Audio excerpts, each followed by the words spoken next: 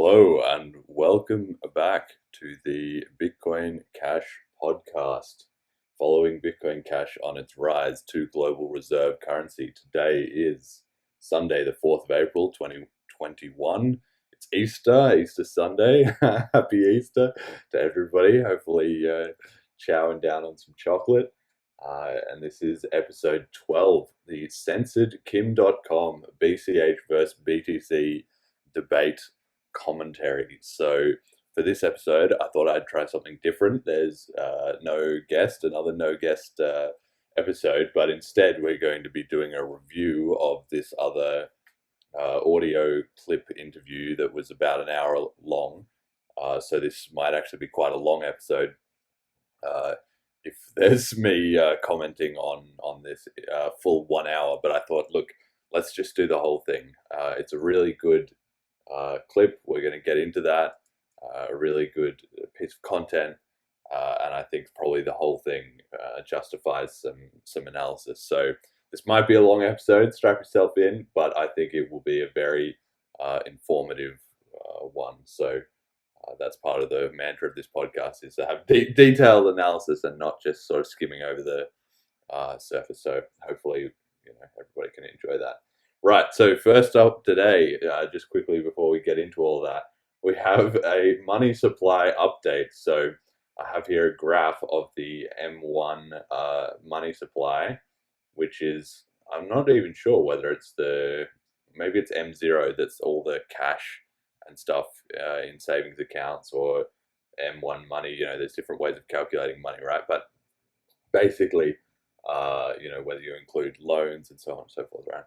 But essentially what we have here is a graph of the money supply of United States dollars, which has slowly been increasing between 1968 to the early 90s, 1992, and then it sort of picked up a bit of steam there from being about $1 trillion. I believe this is in billions here. Yeah.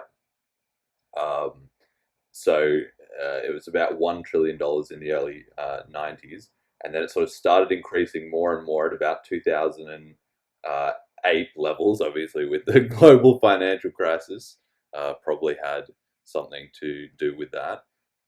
And then from there, between 2008 and 2020, it went up to about $4 trillion, because I believe this is in billion, so this is 5,000 billion, right? Yeah, that would be right. So it got to 1 trillion between 1968 and 2008, and then it went to 4 trillion between 2007, 2008-ish era and 2020. And then in 2021, it has gone from 4 trillion to more than 18 trillion. So it's essentially just a straight line up, this graph, for the audio listeners, where the M1 money supply, again, I don't know whether this is cash on accounts, or, well, I guess let's just Google it and find out. But let's see what it says here. Money supply, okay. M1 consists of currency outside the US Treasury, Federal Reserve Banks, and the vaults of depository instruments. Oh, wait a second. Here's where the Federal Reserve, they changed their definition of M1 money, which is quite suspicious. But okay, so M1 is the money supply that is composed of physical currency and coin, demand deposits, travelers' checks, other checkable deposits, and negotiable order of withdrawal accounts. M1 includes the most liquid portions of the money supply because it contains currency and assets that either are or can be quickly converted to cash. However, near money, M2 and M3 cannot be converted to currency as quickly. Right, so if we're just taking, the very simple measure of all the money in circulation in terms of US dollars, 4 trillion to 18 trillion in the last year, essentially. So if the money supply has gone up 4x, then even though it doesn't work this way immediately because it takes time for money to circulate in the economy and because banks might just be holding onto it and not spending it and so on and so forth, then you would think the value of most of your money had dropped to 1/4 of any US dollars you had in that time, just supply and demand, right? So the world is just in an absolute monetary crisis, economically speaking, right? This is not normal. This is like one of those hyperinflation graphs you see, okay? Maybe for different reasons it's not happening right now that you go to the shop and, the cost of something has gone up 4x in 1 year. But, we might, that might be coming. It might be on the way if this graph just keeps going up at this literally straight line up. Right, so fiat currencies falling apart as per usual, but let's check in on cryptocurrencies. So Bitcoin Cash now at 561 US dollars, and one BTC Bitcoin can now buy 103 Bitcoin Cash. So Bitcoin Cash having a bit of a good week in terms of gains against Bitcoin, but it is also a bit down. It's number 14 on the coin market cap because a lot of these other coins have been rising up recently, getting a lot of hype, so on and so forth, Right, so the transactions that we check in on every week, the gap between BTC and BCH, or BCH and BTC really, because BCH is on top, is sort of slowly just growing each time we check in on it every week.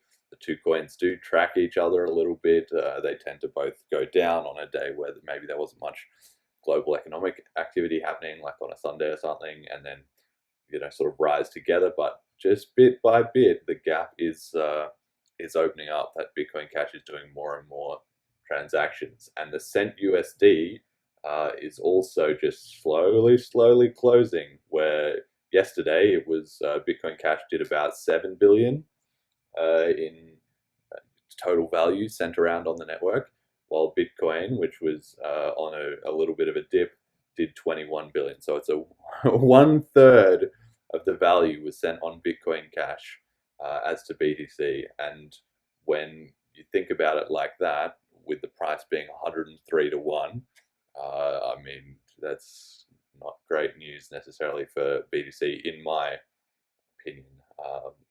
Because that gap, it's rapidly closing. Yesterday it was a few days back, or in the past it's been 100 to 1 and 10 to 1. Now it's getting towards 3 to 1. Sooner or later it's going to be 1 to 1, and then Bitcoin Cash is obviously going to surpass BTC if this trend continues, which I think it will. But so these are just some important stats. Transactions now higher, 1/3 of Cent USD, pretty, consistent. Yesterday it was 1/3, but Bitcoin Cash has been very consistent and growing even a little bit as to its cent value. So if Bitcoin dips off at all, relatively, Bitcoin Cash is getting closer and closer. I also found, so there's these stats from BitPay, who are one of the largest transaction processors for merchants that are selling things in cryptocurrency, and they want an easy way to accept them or convert them to different currencies or whatever. And so in September, they had this graph showing the distribution of what cryptocurrencies we use to pay those invoices, right, from all of their customers across all their merchants. So in September of 2020, Bitcoin Cash was about 4% of the coins used to pay, and Bitcoin was by far and away the biggest, right? It was more than like 80 or 85%. And then now, the stats for February, so they haven't released the March stats yet, but I would expect them to be even better. But in the February stats, Bitcoin Cash is now up to 12%. It's taken, some share away from Ripple and some share away from Bitcoin, and it's grown, 3x in those 5 months in terms of actual payments to merchants. So it's now the second most popular after Bitcoin. And this makes sense, right, that it would be stealing sort of market share away from Bitcoin. not only because I think the Bitcoin volume is perhaps decreasing. This graph doesn't show that, but that's one thing that I've heard. Um, the total volume is decreasing because it's so expensive and hard to use, but also because the users who are the most affected by high fees, which is essentially the problem on Bitcoin, are the most affected by, like, the ones who actually want to spend and use the coins. They're going to notice the fees. It's going to be a very acute pain point for them. Whereas people who want to invest and sit on it for a 10-year time frame or a 5-year time frame, they don't actually trade in it. They're not buying food or paying their rent or whatever in it. They're probably not as concerned. If the fees go up and up, well, they're not moving them anyway, so it doesn't occur to them that this is a big issue. But the ones who are actually trading, they notice because they pay that cost every single time. And so it makes sense that more and more of them would be switching from today's fees. Average fee on Bitcoin or yesterday's was about $17, and on Bitcoin Cash it's still, I think it's 1/10 of a cent or lower. So obviously, if you've got the two options, pay $17 or pay 1/10 of a cent. If you're making any kind of regular payments, you're going to start switching over to Bitcoin Cash, and that will be what we will see more of. I think we'll check in again on these stats in a couple of months' time. It would be interesting to see when the March numbers get released as to what happens. But that's another good sign for Bitcoin Cash there. Right, and something else which is quite unrelated to that earlier stuff, but Paris Hilton has updated her Twitter photo there's this sort of meme in the BTC community, which is #LaserRay. I think it's #LaserRay to 100K, which is that all these Bitcoin supporters have modified their profile pictures of their face with this sort of I don't know, like cultish looking laser eye filter or something like that. Paris Hilton is obviously on the Bitcoin hype train because she's done that. And I watched a little bit of some of her content, and it does seem that, I think she's very involved in cryptocurrency. She knew a lot about NFTs, and obviously she's a smart and very prominent entrepreneur and what do you call it, like social media influencer. So I think it's great to see that in the cryptocurrency it's really starting to go mainstream at this point, and big influencers are getting into it, and not sort of the hardcore crowd from 10 years ago or whatever who got really into it, like but just the general public and profile people. And I just think it's very funny that this laser ray to 100K is the sort of meme or the joke in the Bitcoin community, because it's just so price focused, right? It really plays nicely together with the whole speculation and our prices going up. It's not focused on adoption, or they're not generally looking at these stats that I was just talking about of the cent USD going up for Bitcoin Cash, and more people are using Bitcoin Cash, and the number of transactions is going up, and the BitPay stuff, right? Those things are not necessarily on the minds of Bitcoin investors, because the main thing they're focused on is their price relative to US dollars, and that seems to be the main thing they care about, which in the long run may not be the best strategy. We'll see. So the big news and the center of this episode is this week there was a debate on Clubhouse, which is this, I guess, iPhone app. I've never used it or been on it, where Kim Dotcom went on to debate, representing Bitcoin Cash. He went on to debate a bunch of Bitcoin BTC supporters about BCH versus BTC. For people who don't know him, Kim Dotcom is the founder of Mega Upload, and which in the 2000s was this huge file sharing service. I think he says somewhere in this stream that it was, or maybe I read it somewhere else, that at a certain point in time it was like more than 4 or 5% of all internet traffic was using his service, which is obviously massive, right?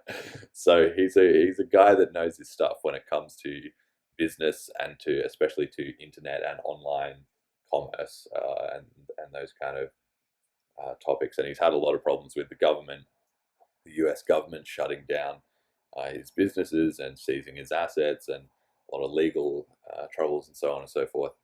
Um, but he lives in New Zealand now, and he's a big supporter of cryptocurrency, obviously, because he likes freedom, essentially.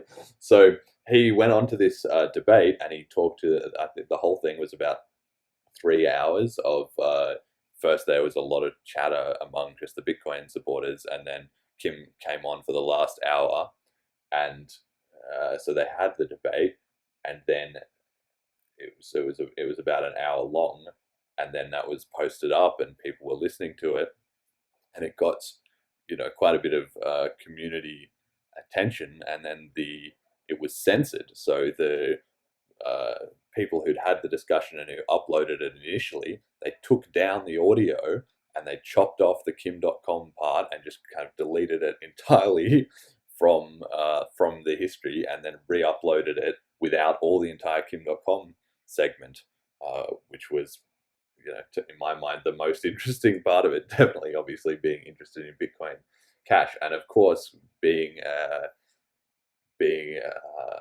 classic case of the Streisand effect, right? That when you try and censor something, it just makes everybody intensely interested in it. Well, then that sort of blew it up in the Bitcoin Cash community a lot more than it previously had been. So I thought this was actually a really good debate. So all these other copies emerged of the censored section, because luckily some people had saved a copy or they had access to it somehow. So we will be listening to this debate today that was so noteworthy that it needed to be cut down and removed by some of the people who participated in it. Not Kim Dotcom, but the other sort of side of the debate. And I think obviously this is a hot button issue, because so much of the Bitcoin versus Bitcoin Cash history and back and forth has revolved around censorship and freedom of speech, and the ability to have a debate, and who gets to decide what gets said, or like who decides what is Bitcoin and what is Bitcoin Cash, right? There's a lot of contention about that, which I've covered on my podcast before. So I've got this quote here from Tyrion Lannister from the Game of Thrones series, where, I mean, he has a lot of great sayings, but one of his classic ones is, when you tear out a man's tongue, you are not proving him a liar, you're only telling the world that you fear what he might say. And that's essentially what's happened with Kim Dotcom. I mean, he still has his tongue, but in a metaphorical sense, the BTC supporters clearly were not happy to have their discussion with him available for public viewing. So we will look at this, and I think it comes in this context that, as I've said in the past, I was surprised that BTC supporters were not more aware of, or not more involved, or thinking about, or worried about Bitcoin Cash. They just sort of figured, okay, well, the price has dropped off and it's just gone and we can forget about it, basically. But as we've looked at the start, the stats prove that that's not the case, that actually Bitcoin Cash is pretty healthy on most metrics besides the price and then the hash rate, which are connected. So accepting those two things on a lot of other fronts, Bitcoin Cash is actually looking quite good. And it seems now, even if it was just a couple months ago when I started this podcast, and I sort of was talking about that, but it seems it is starting to get on their radar, right? Which is funny, because Bitcoin Cash is close to sort of all-time lows against Bitcoin, and yet the debate about the two options has had a bit of a resurgence in the consciousness of the community as this audio sort of proves. So we're going to get into it a little bit. So I guess we'll just take a look at the entire audio, but people may or may not listen to the whole thing. So I just wanted to give a quick summary, is that things do start off quite civil, but at a certain point, things kind of degenerate a bit on the Bitcoin side, with quite a lot of childlike sort of screaming and hysteria and interrupting him and all that, and that essentially, pretty obviously, you only get upset and riled up, and then need to take the audio down later if you're not confident in the strength of your rational arguments, right? Because if you were right, you would just calmly explain that, and that would be fine. But as everyone knows, when somebody's getting emotional and riled up about a topic, a lot of the time, not always, but a good portion of the time, that's because what is being said is kind of getting to the core of the issue, and they can't handle that, right? If somebody's just being calm and reasonable, and they're getting riled up, it's pretty easy to see who is more likely to be thinking clearly about the topic. So yeah, let's just have a look at this this audio, and I sort of thought, yeah, we could just do effectively the entire thing, hopefully. So it's 1 hour and 6 minutes, so I'll just let it play and then just pause it to give my commentary. And for people who didn't hear this clip originally, then I think it'll be good, because the original debate was quite interesting, and then hopefully my commentary can add something to that. And for people who did watch this and were very interested, then I think a refresher never hurts. And obviously, if they were that invested, then they might appreciate my commentary as well too. So let's just get into it. I'll just let it roll and jump in when I have something to say. I listened to this initially earlier this week, and then I started listening to it before to sort of refresh my memory, but I think we'll just go off the cuff. I don't have it all in detail planned out what I'm going to say, but we'll just see how it goes, right? So here it is. And I don't think it's wise to come into this. We're kind of like, this is the hornet's nest now. It's not really the debate. We've got Kim Dotcom in here. Should we try and rescue him from his world of shit? Well, that's a whole different conversation, isn't it? Let's rescue Kim. Look, if you're letting Kim Dotcom on, you should let Eric on, I think. Yeah, Eric should come back up, but Kim Dotcom should come up too. But like, me and JC had lots of conversations with Kim Dotcom, like 2 conversations with him on here already, and he still says the same things. Can they debate the same thing? Can they debate against each other? I was so excited for Kim great. and his project, and then he got into Bitcoin Cash. Let's bring up both of them and make them debate BCH versus ETH. Is he in the room right now, or are you talking about another later future event? No, he's here. He's here. Kim would come. Kim, I mean, I was thinking he comes up. He's pretty open and willing to talk. Hey, do you mind if I ask? Imagine bag holding BCH in 2021. Kim's Less than 1% of Kim's. Oh, he claims he doesn't have any. He says he doesn't have guys, any. you All clear right, the Kim's stage on for the stage. Hold on a second. All right, so we've got the the debate begins with a little prelude from the Bitcoin supporters, who interestingly are already describing themselves as the hornet's nest, right? And sort of saying, oh, okay, well, should be, it's 100 to 1 Bitcoin to Bitcoin Cash.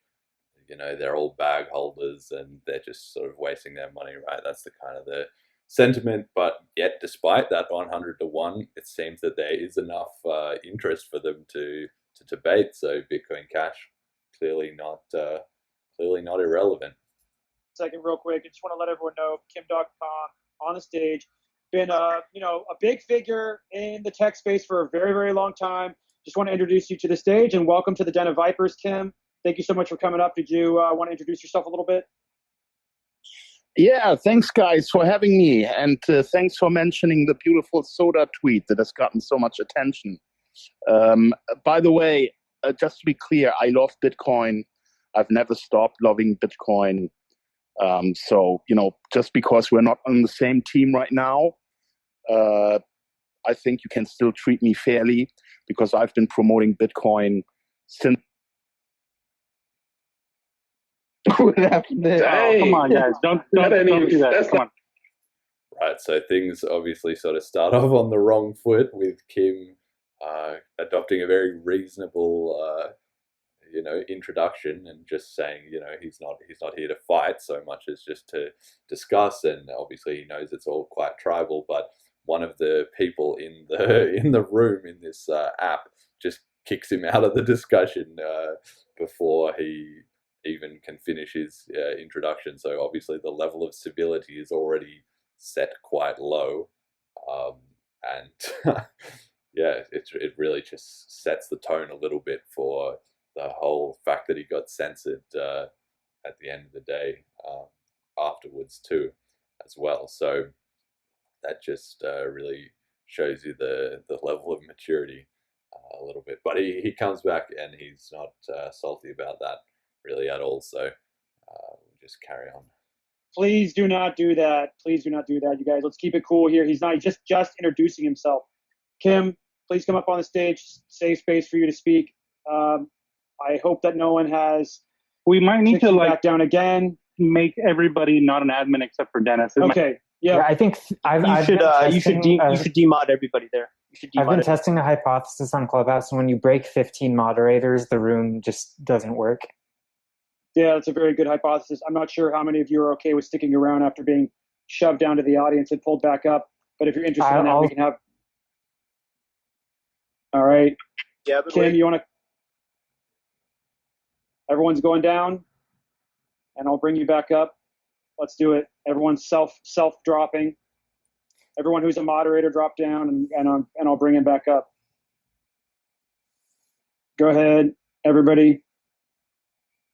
Yep. Keep going. I know you guys. Come on, it's tough. Fucking Chinese. All right, here we go. Yeah, I have a question for Kim. Okay, come here. Hold on. This is moving very. It's hard for me to move around. Everyone, raise your hand. All right. Not everyone. Yeah, sorry, raise your hand. Come back up. Just Kim, nice to see you again. I'm back. You're back. Don't worry. It's just me and you now. No one can drop you down to the audience. Would love to hear you start over from the beginning on your introduction. You talked about how you are you're pro Bitcoin, but you're over there with Bitcoin Cash, and I guess a lot of us that are Bitcoiners feel you're like a pretty smart guy. You've been around the industry for a long time. Kind of you're into the cypherpunk stuff. You're a rebel, and so am I. Why Bitcoin Cash, and why do the arguments that you've obviously heard the arguments for Bitcoin, but why do they not seem to land with you as far as the whole decentralization aspect of Bitcoin Cash, where the blocks get too big, it can't be used as global money? Yes, so I don't know how much you still heard before I was removed, but what I wanted to say is, I've always been a supporter of Bitcoin, and when we started development on K.IM, our intention was to do this with Lightning and Liquid and make it all work. But in our testing environment and developing, and trying to implement Lightning and Liquid for over a year, we just got increasingly frustrated because it didn't work. And we've run large volume tests and ran into scalability issues and ran into so many problems that we had to start looking for an alternative. And we ended up with Bitcoin Cash as, Right, so this is pretty telling.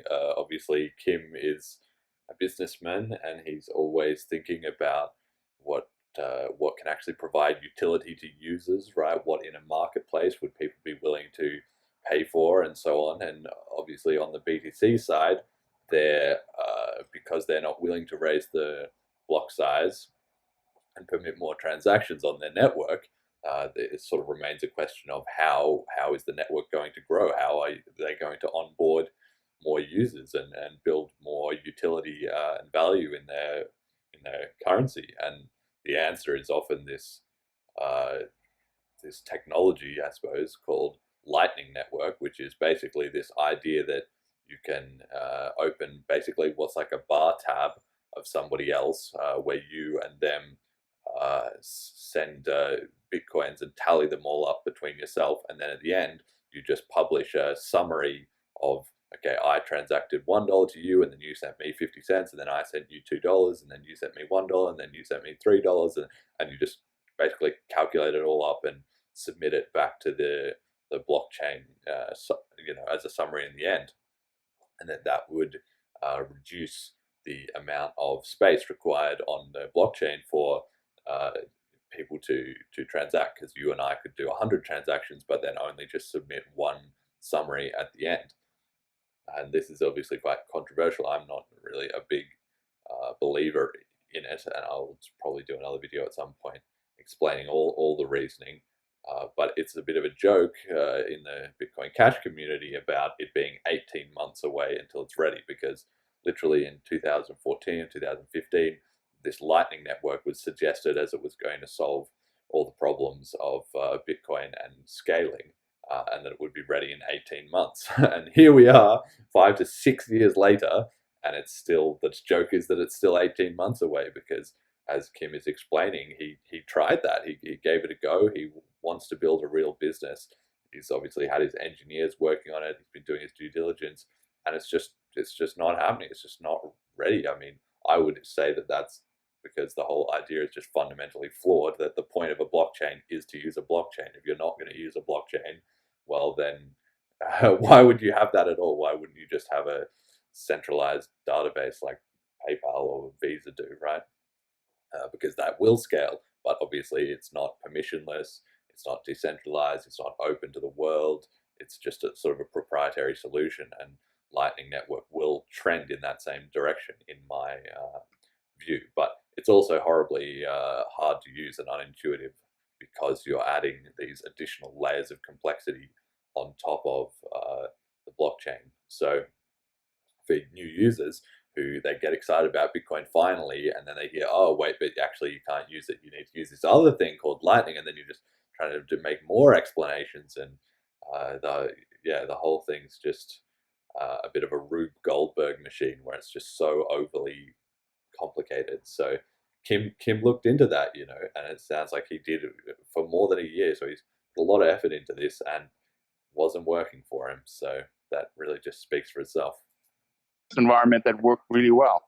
But as far as the argument, I understand the transaction throughput, and that's been an argument in a debate, hotly contested for a very long time. But how do you come to grips with the decentralization aspect? That's what we're all really here for. We're here for the decentralization. We're here to essentially say, fuck you to the government, fuck you to the big banks and the Fed, and that we are in control now. We control the money. And how do you see Bitcoin Cash continuing on into the future when the blocks are going to get so big? It's going to be a potentially global money, right, at this point. And when you make the blocks that big, the blockchain gets massive. Nobody's going to be able to run a full node, and nobody's going to be able to have the bandwidth to do this. So there's going to be very few nodes on the network. How do you come to grips with that part of the argument? All right, so just before we get to Kim's answer, I just want to make the quick point that today the Bitcoin blockchain is more than 180 gigabytes more than the Bitcoin Cash blockchain, because obviously in the last 5 or 6 years until recently, in the last 5 years, Bitcoin Cash has been less popular up until very, very recently in the last 3 months. So because of all that accumulated weight of transactions, the Bitcoin blockchain is currently today more than 180 gigabytes bigger than the Bitcoin Cash blockchain. So Bitcoin Cash could actually go quite popular and get a huge ramp up in volume before it even became comparable to the Bitcoin blockchain as it is today. But Bitcoin supporters, obviously, very reasonably are trying to think in the long term, is this going to be sustainable? And if you just were having larger and larger blocks and more transaction throughput, would there be an issue at some stage, right? So we're about to get Kim's take on that, but my take, and there's research and so on and so forth, there's evidence to support that perhaps it wouldn't actually be as much of an issue as you think, because storage is one of the cheapest parts of computer hardware. Like if you want to run a node on the Bitcoin Cash blockchain, or let's say right now the Bitcoin BTC blockchain, it's worth more than $1 trillion, right? And so if you basically can't afford to spend $100 or $200 to buy a couple terabyte hard drive to be part of $1 trillion network, well then, what other sacrifices are you making in the functionality of your currency just so that people can save themselves $100 on running a node? And for like large mining farms, for instance, where they will have literally millions of dollars of computer hardware, to them, $100 hard drive, $100 hard drive is a no-brainer, right?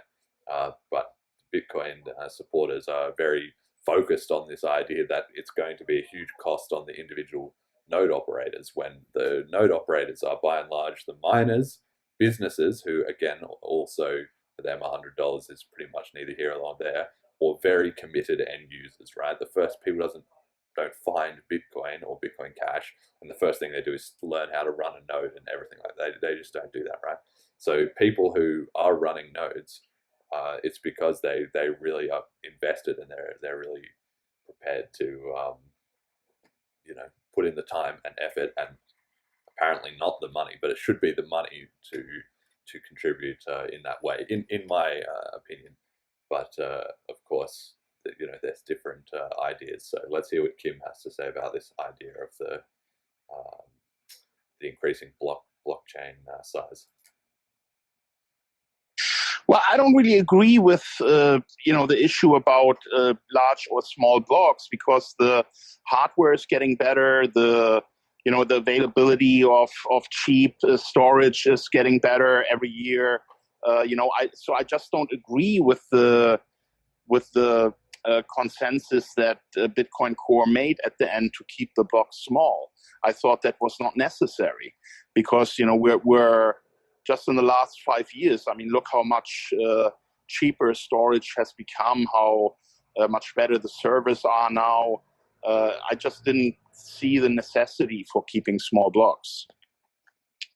So when it comes to the argument, I understand Moore's law. The technology that we have is getting better. It's getting cheaper. I totally agree with you in some regards that is an important factor when it comes to this whole argument. But I don't know. In my personal opinion, I kind of came onto the scene in the middle of this fight, right, in the middle of this war, and I came. Right. So just quick note there: while being coming into Bitcoin at a certain time does not necessarily validate or invalidate your opinion. And as I've said before on the show, I try and have people from a variety of sort of Bitcoin eras, right? Because when people come into it, makes quite a difference in how they see it, really. But it's very interesting that this particular fan of Bitcoin, he came in at the time of the scaling debate, and so perhaps doesn't have that context of what the community sentiment was, what the goal of the project was, what everybody thought was going to happen, or how it worked prior to that, right? Like I do, and I think a lot of Bitcoin Cash supporters do, where they remember when it was just easy, and the plan was we were going to go to global scale and not get sort of diverted by this block size limit. But maybe this individual doesn't have that context, and maybe that's part of his take. Kim has been interested in Bitcoin since 2012, I think, was when he was first getting interested in it. He hasn't been massively involved in all that time, but he is more likely to have some of that earlier understanding of the currency. To the conclusion that Moore's law it is working, but it's not traveling fast enough. And essentially, what's going to happen is, if you decide to scale Bitcoin Cash as global money, the amount of transactions that would be required in order to scale Bitcoin Cash, you're going to be talking about a blockchain ledger which with Bitcoin is currently 350 some gigs, but with Bitcoin Cash, it could be not just terahashes or but it could be terabytes, but petabytes. Yes, thank you, JC. And so now it's like you're talking about stuff that's not even available to the retail consumer. And I think the whole point about decentralized money is money that the individual can, self-verify and self-audit. Right. So, okay, yeah, it is true that maybe Bitcoin Cash will get to the stage of petabytes of data, right? But that's not going to happen overnight. So, being worried that the sky is falling today it's not a big issue in my mind, because it's like if in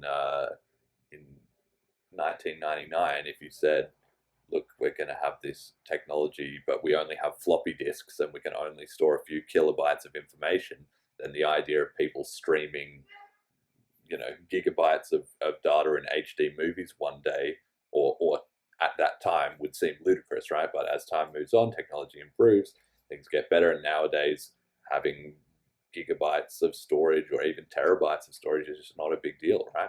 So in 5 years, 10 years, 15 years, having petabytes of storage will probably not be a big issue either. So it's sort of missing the point a little bit to be concerned about how we're going to solve tomorrow's problems with today's technology, because for tomorrow's problems, we'll have tomorrow's technology.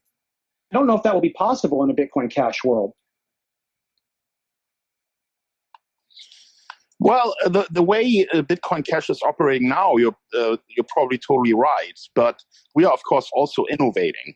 And since I started getting involved, I've basically, gotten a lot of developers interested to start working with us. And of course, we're also going to work on innovations and solutions that are solving that problem. I don't see it as a major issue. Okay, so I guess, yeah, I mean, that's really where we just come to a divide, because to me, the idea of Bitcoin is the ability to be self-sovereign. It's the ability to verify that I own the Bitcoin that, my node says I own. And in a Bitcoin Cash world, I don't think someone that's on a low net worth status, which I wouldn't consider myself to be high net worth, but someone that's a lower end of the spectrum, they're not going to be able to afford to self-verify. And I think going into the future, that's going to be super important. Otherwise, in my opinion, you're just going to have centralization of power in the hands of the elite and the rich once again, which is really kind of the system that we live in today. So I guess that's kind of where we divide. I really think it's important to have a currency, a global currency that empowers the individual and not groups and not large conglomerates. And I see what you're saying. You're building stuff out. You're working on ways to make it better. But do you not see the value in someone on the low end of the spectrum, someone who doesn't have a lot of money, being able to audit and verify that they own the Bitcoin or the Bitcoin Cash that the network says they have? Right. So this is actually quite a good point on the BTC side, is that all other things being equal, it's obviously better if you can have more nodes and you can have more copies of the network running, and if individuals can run a node themselves, right? I don't think anybody would say that it's a good idea to be anti-nodes. But the question is, what are you trading off? Which is the concern here about low net worth individuals such as they are being able to get access to the system and to use Bitcoin. Well, under the current model where the fees are $17 per transaction, a huge percentage of the world lives on less than $17 a day. So they would spend their entire earnings for that day or for that week or for that month just to make one transaction. So obviously they're not going to have access to this system. So if instead in the Bitcoin Cash model, where you perhaps raise the barrier to, or raise the cost to run a node a little bit, but you increase the user base massively, because if fees are less than a fraction of a cent, if you're in Africa or in Southeast Asia or in South America or literally anywhere in the world, and you just don't have a huge amount of economic capability, that you will still have access to that system. And because of that, there will be a lot of consumers, and therefore there'll be a lot of businesses who will be willing to pay the cost to run those nodes. Whereas if you make the transaction fee $17, okay, you might have a lot of nodes, but you're not going to have many people actually using the system very much. So it's lucky for those individuals that can be involved, but everybody else is obviously going to go to an alternative.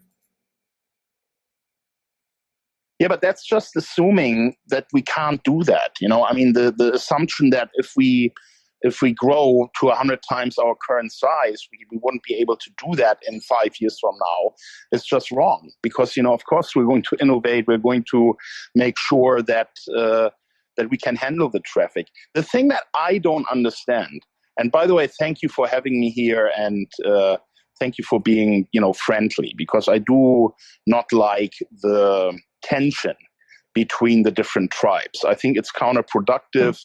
I think competition is good. But let me just say this, Bitcoin has evolved now to be this store of value. And when I see people like Michael Saylor giving interviews and talking about how Bitcoin is this new bank of the internet, and it's really just for saving your asset. It's not really about spending. I feel bad because if we are ever in a situation where governments decide they have enough of crypto and they want to regulate it and destroy it, if we don't have critical mass with actual utility where people are using it every day and we have, hundreds of millions of users actually paying for stuff with crypto, we are running into real difficulties defending ourselves. This whole crypto revolution depends on usage, and that's my main concern. Saving. Hold on. I can keep going here, and then maybe we'll bring up some other people to talk. But I'm going to try to keep answering and talking one-on-one with Kim for just a moment longer. So you brought up a few different points there, and I think I'm going to tackle the first one, which is that you're saying that Michael Saylor is, saying it's a store of value, and it's kind of changed the narrative on Bitcoin. And you could say that, but it's really not so much that the narrative has changed as much as our understanding of this technology has changed. In the beginning, people were talking about it, global payments, medium of exchange, but we all kind of took a step back, and many in this room probably already knew this, but it didn't become common knowledge until more in the last 4 or 5 years. But we all kind of took a step back and we realized, well, in order for something to be a medium of exchange, it has to go through an evolutionary path. And that evolutionary path. Right. So just very quickly, very interesting to say that he sort of says we all took a step back and it only became apparent in the last 4 to 5 years, when he said that he came on the scene as the scaling debate was at its peak, which was about 4 to 5 years ago. So it's a bit inconsistent to sort of think that, we all understood something earlier and then later on came to this, changed understanding, when really he only came in after the understanding had already changed, at least for some people. So I think it's a bit missing the point a little bit to say whether something whether it was different and then everybody else sort of slowly came around to his way of thinking, when it was the exact opposite. People had a different code of thinking and then he came in and thought, well, this is the way. It's the same path that gold took. Gold started out as a collectible, a nascent collectible, and people liked it. It was shiny rocks, right? And, it was portable and it was malleable. They could do cool things, but they could make jewelry out of it. And then eventually, over time, enough people started collecting it that it became a store of value. And we all started kind of storing our wealth in this cool thing that everybody wanted to collect.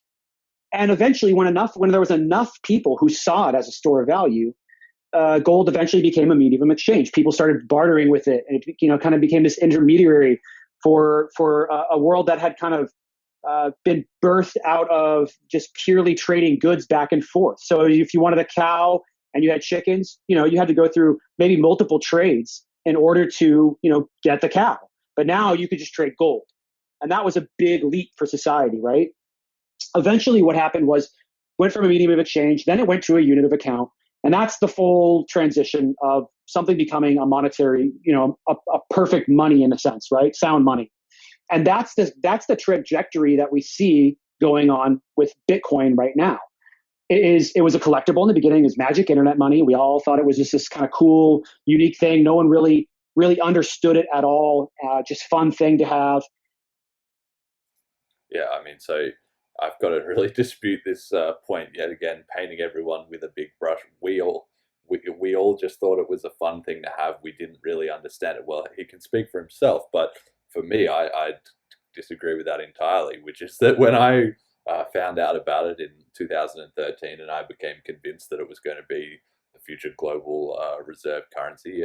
Exactly as the topic of this, the tagline of this podcast suggests. I didn't think it was just some fun thing to have. I thought this is the future of money. Humanity is going to switch over. It's going to be a civilization changing thing, and I think history has it around the wrong way, because what actually happened, certainly with Bitcoin, and I would say probably also with gold, is that it was a medium of exchange first and then a store of value, not store of value, then medium of exchange, because that's why Bitcoin had effectively no price when it was 2009, 2010. And then the first transaction where Laszlo, this online user, he bought 10,000 Bitcoins. He bought 2 pizzas for 10,000 Bitcoins. That was the medium of exchange happening.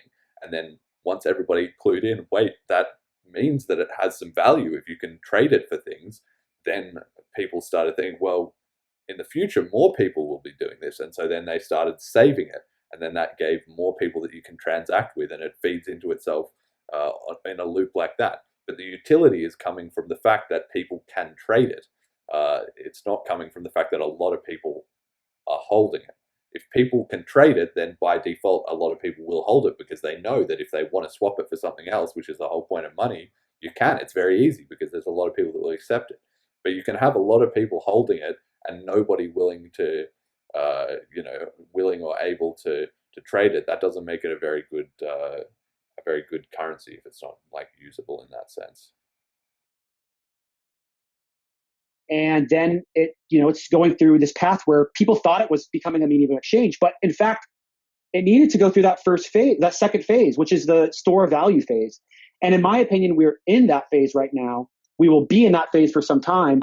And that's that value that's coming onto, and this kind of goes into what you're saying on one of your second points, but that value coming into Bitcoin is what protects Bitcoin, not the actual users themselves. The value that's being accrued onto the Bitcoin network is what protects it, not necessarily an individual user. So I can see your argument where you're saying that we need to hit mass adoption with users, but I just see it differently. We need to hit mass adoption with value.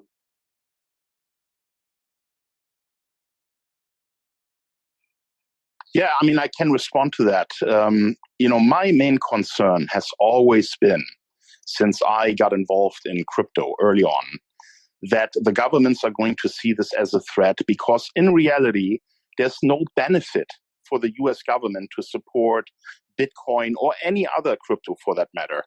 Eventually you are competing with their money printing power, and the bigger Bitcoin becomes, the larger the threat becomes. And sooner or later, I can guarantee you, the US government and many other governments are going to make moves to try and regulate crypto and ban it. So with that in mind, let's just assume for a second that I'm right, and that is the future we are facing.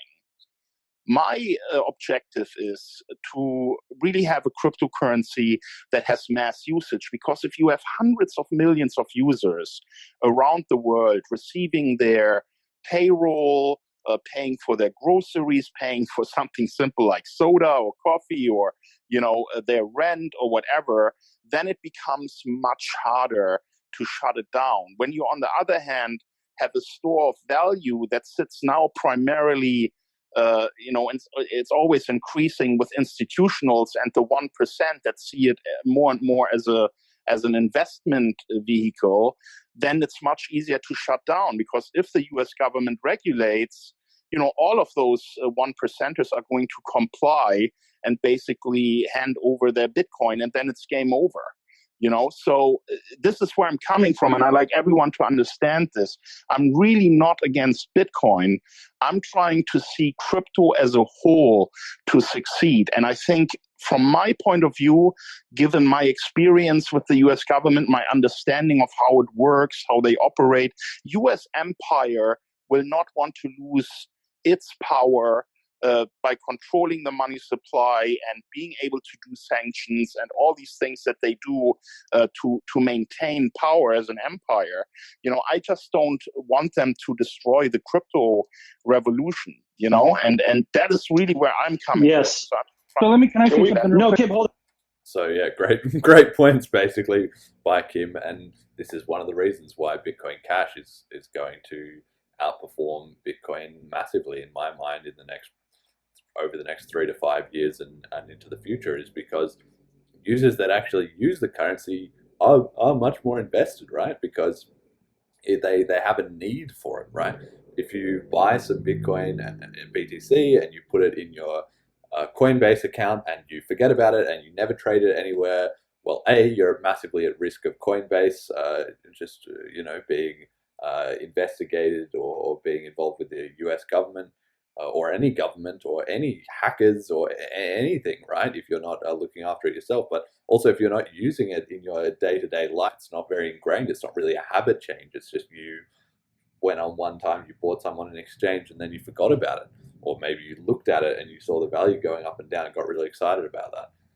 But if you actually have some on your phone and you go and buy lunch with it, like I have done, a couple days ago, then it's actually flowing. It's a real currency, and there's just utility to that. The utility of a currency comes from the amount of actual real commerce it's supporting, and some percentage of that is speculation, particularly in cryptocurrencies. But if the bulk of it is speculation, and particularly in centralized hubs, then it's much easier for the government or anybody else to get involved and create problems in that system, because users will be very easy to just cut off, and then, well, they were already just using their US, so they're just going to keep using their US dollars. And obviously with the money printing and everything, like we talked about at the start of the episode, it's just going straight through the roof.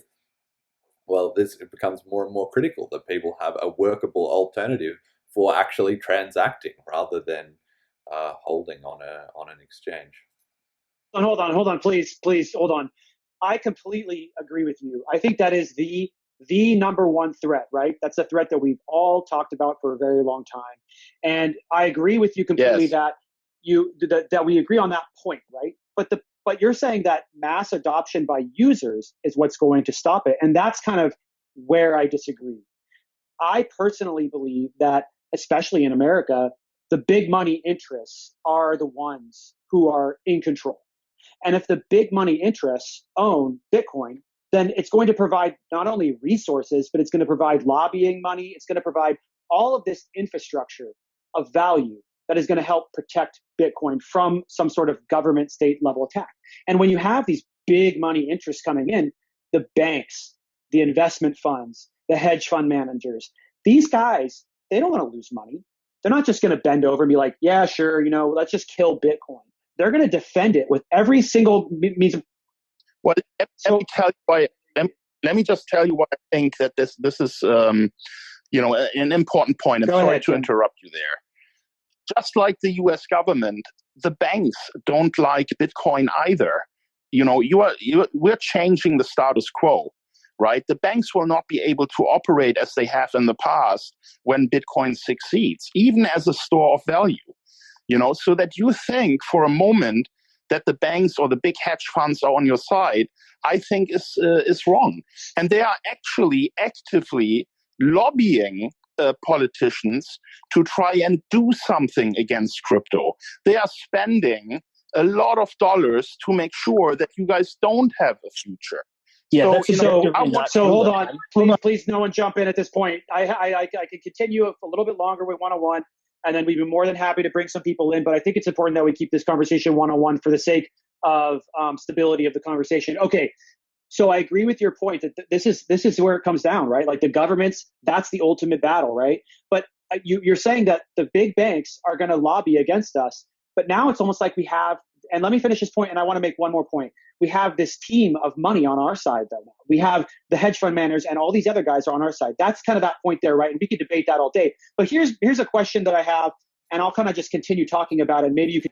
Right. So I essentially agree with Kim for the most part. I think it's a little bit naive for the BTC supporters to think it is true that one of the powerful parts of cryptocurrency is that it sort of creates defectors in the fiat currency system, where if you are a bank, you'll buy some Bitcoin and therefore it will be in your interest to sort of protect it to some degree, to protect your own investment.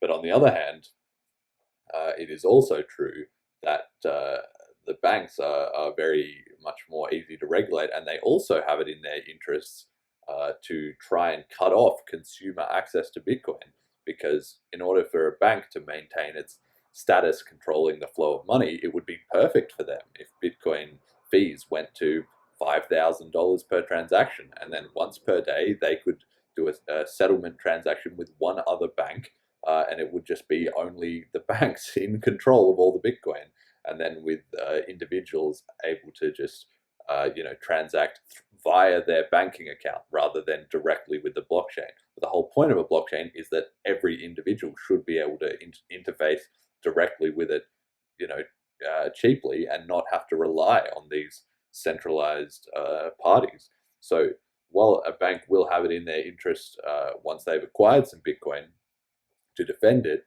they will be trying to defend the banking version of Bitcoin. They will try to be defending Bankcoin. They will not be trying to defend Bitcoin for the people. Whereas if a lot of people, a lot of end users have Bitcoin, or in this case probably Bitcoin Cash, well, they are also interested in defending it in terms of lobbying their representatives in Parliament, or in terms of starting businesses on it, or in terms of educating other users, or all those sort of things. They also will defend it, but they will defend a version that works for them, that keeps fees low, that gives them direct access to the network, and so on and so forth. So that's a pretty key distinction. And Kim's just nailed it, that if you think recruiting the banks should be the strategy, well, you're just setting yourself up to be Bankcoin rather than currency for the world that everybody can use without financial intermediaries taking a cut at every step in the process. Jump in if you want to answer the question. But what do you think the government cares more about? Do you think the United States cares more about the dollar and its power, or gold and its power? Well, 100% the dollar, because it's printing money like crazy. Hold on, and then I'll stop. I just want to stop you real quick and ask you one more question. Do you see Bitcoin Cash more like the dollar or more like gold? And which is a bigger threat to the United States? Is it Bitcoin? More like the dollar. Okay, so then you would naturally agree that Bitcoin Cash would be seen as more of a threat to the United States hegemony than Bitcoin itself, which is more like gold. And the Fed chairman actually went as far as to say that last week. No, I heard that, but let's not be naive here for a second. So Mr. BTC supporter scores a bit of an own goal on himself, really. Like, he and Kim both agree that Bitcoin Cash is more like the dollar, and that's the game plan, right? Bitcoin, a peer-to-peer electronic cash, right, to be the global reserve currency, exactly like I'm talking about. If your argument is, well, Bitcoin is like gold, and gold is kind of irrelevant, well, then you've made the exact point against yourself, that if Bitcoin becomes like gold, it will also become kind of irrelevant, right? There's no shying away from the fact that Bitcoin and cryptocurrencies at its whole was founded on the premise of changing the system. You can't, if you just say we're going to make it more like the system or more like a fringe part of the system, that's missing the point. We should be playing for keeps here. We really are. It's in some sense it's all or nothing. Like there's a great, like everything, there's a great Satoshi quote, and one of them he says, where somebody asked him something about, like, will cryptocurrency be worth a lot of money in the future? And he says, look, I'm very confident that in 20 years time it will either be worth a lot or it'll be worth nothing. And that's pretty much the way it's going to go, right? It keeps growing and it keeps getting bigger, it keeps swallowing up more of the economy, it keeps winning, or it all falls apart in some way. I don't know how that would be, right? But to sort of volunteer yourself into cornering Bitcoin into this sort of section of the financial system that is like gold, which, as everybody knows, is used by investment banks and governments and whatever, but it's pretty niche, right? Nobody's really trading gold on the street all that much, and people do not have stacks of it at their house and stuff, for the most part, right? Some people do, but for the most part, it's kind of niche. It's not an everyday thing for most people. So I think, just kind of shooting yourself in the foot, explaining your argument this way on the BTC side, because really you're just making the point that you're turning Bitcoin into something like gold, which is fringe, whereas Bitcoin Cash is still on track to be in the prime time. I mean, you guys are also saying once Lightning is fully operational and perfect, that it can be used for transactions. So you are also competing with the US dollar, right? But it's like a Trojan horse, right? It's like a Trojan horse. So we're starting as a store of value, and that puts us in a safer position eventually. And I don't even think it's going to happen in the next 10, 20 years. Sorry, go ahead, Kim. Kim, you go ahead. Yeah. No, I have to admit that the strategy so far has been working out fine. I really think that Bitcoin has come a long way, and I can see why certain decisions were made.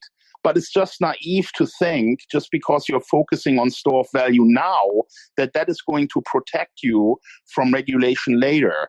Because even as a store of value, you are competing with the power of the US government, and they will not have it. But this is my whole point, I guess, Kim. And maybe we can finish here. We don't need to go all day.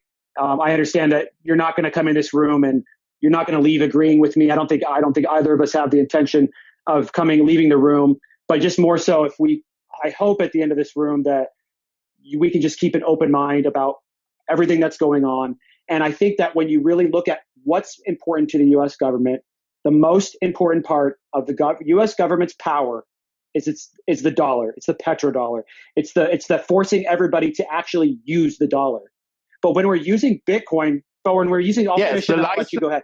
When we're using Bitcoin, we're using it as a store of value now, today. We're not using it as a dollar. So when you're using Bitcoin Cash, though, that's essentially the argument that you're making, that you're competing directly with the US dollar. Yep, that's exactly it. Nailed it, mate. That's the point. That's not oh man. That's not something to be ashamed of or shy away from. That's what we're doing here. And maybe Lightning is down the path, whatever, right? But at this point, right now, today, we're competing with gold, and Bitcoin Cash is competing with the US dollar. Yeah, and let me just reply to that, and please give me a minute, because this is important. And I want everyone to understand that I'm really your friend. I'm not your enemy. So I think when you hear me, you will understand why I'm saying this. Eventually, of course, the goal of crypto is to replace fiat currency, which is currently being used to, have a license to print money, to create more and more debt, to bring the government into more and more trouble. It's unsustainable. And sooner or later, that house of cards is going to come crashing down. When that happens, we need to have something in place that can take the reign and that can be the future money. And it should be crypto. Right? I agree with you, but do you think what do you think is going to replace? What do you think is going to replace the US dollar? Do you think it's going to be a centralized Bitcoin Cash, or do you think it's going to be a centralized CBDC, central bank digital currency? Well, first of all, I don't agree with the statement that Bitcoin Cash is centralized, right? But let's not dwell on that. Okay, let's move on from that point. Then. Let's just assume that is an unfair accusation. Okay. I won't debate it with you because currently that's a hotly contested point, but it's not the point of the conversation where we are right now. Why don't you go ahead? Yes. So, and by the way, like I said, the more usage BCH will gain and the more market share it gains, the smaller this problem that you perceive of decentralization being an issue for BCH is going to go away, right? Well, no, I have to stop you there, though. The more Bitcoin Cash gets used, the more centralized it will become.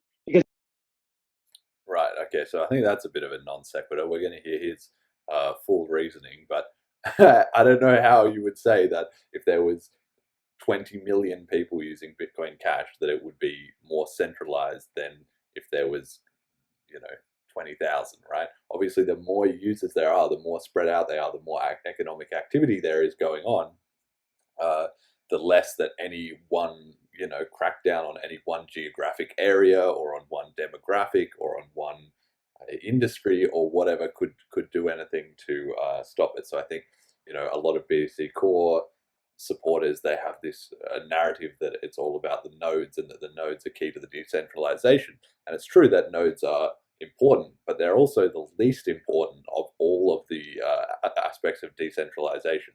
The most important is the users, because that's the hardest and most spread about and has the strongest network effect.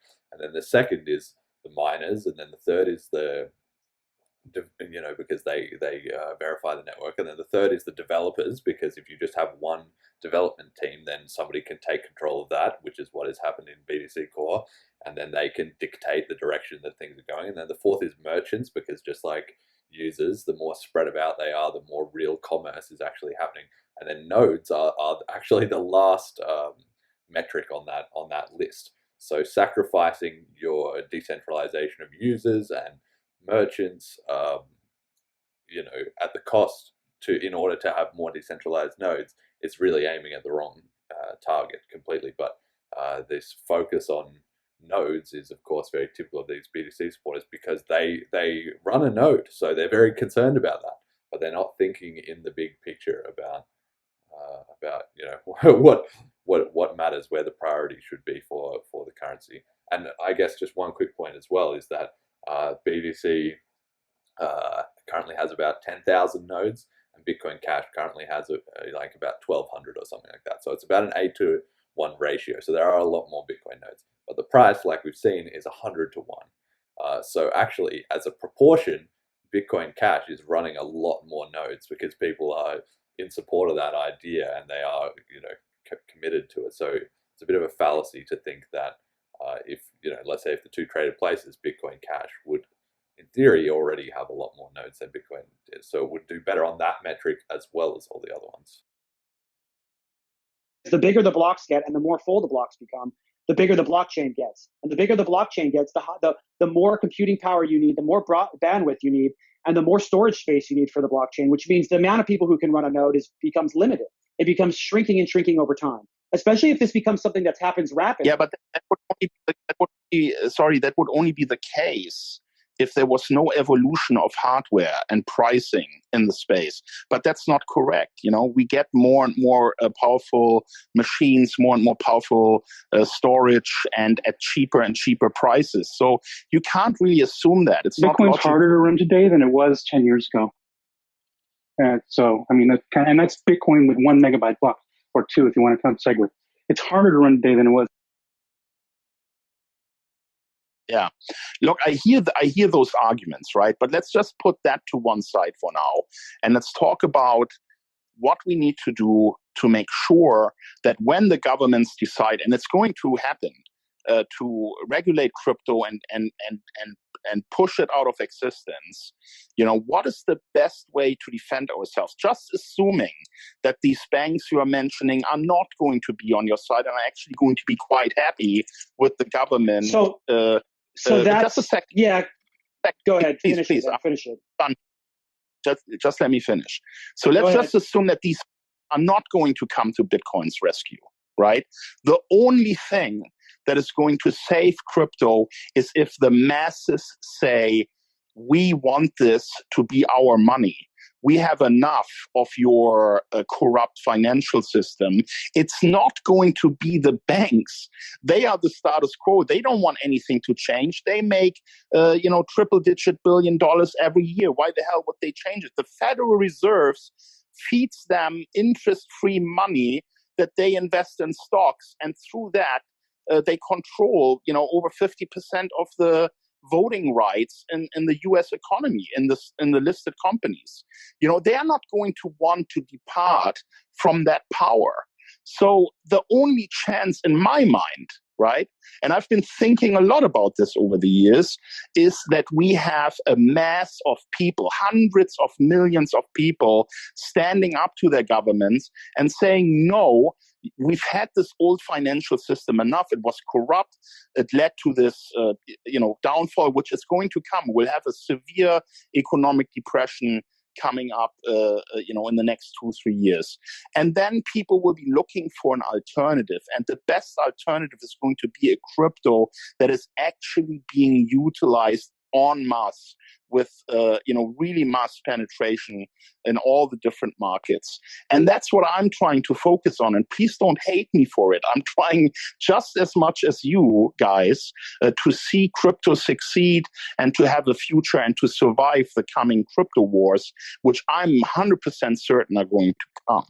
Listen, so I think that I appreciate you coming up here, and there are a lot of people that they really feel very hotly about this. And as you can see, it was difficult to even, have a conversation because it's very difficult. There's a lot on the line right now. I agree with you.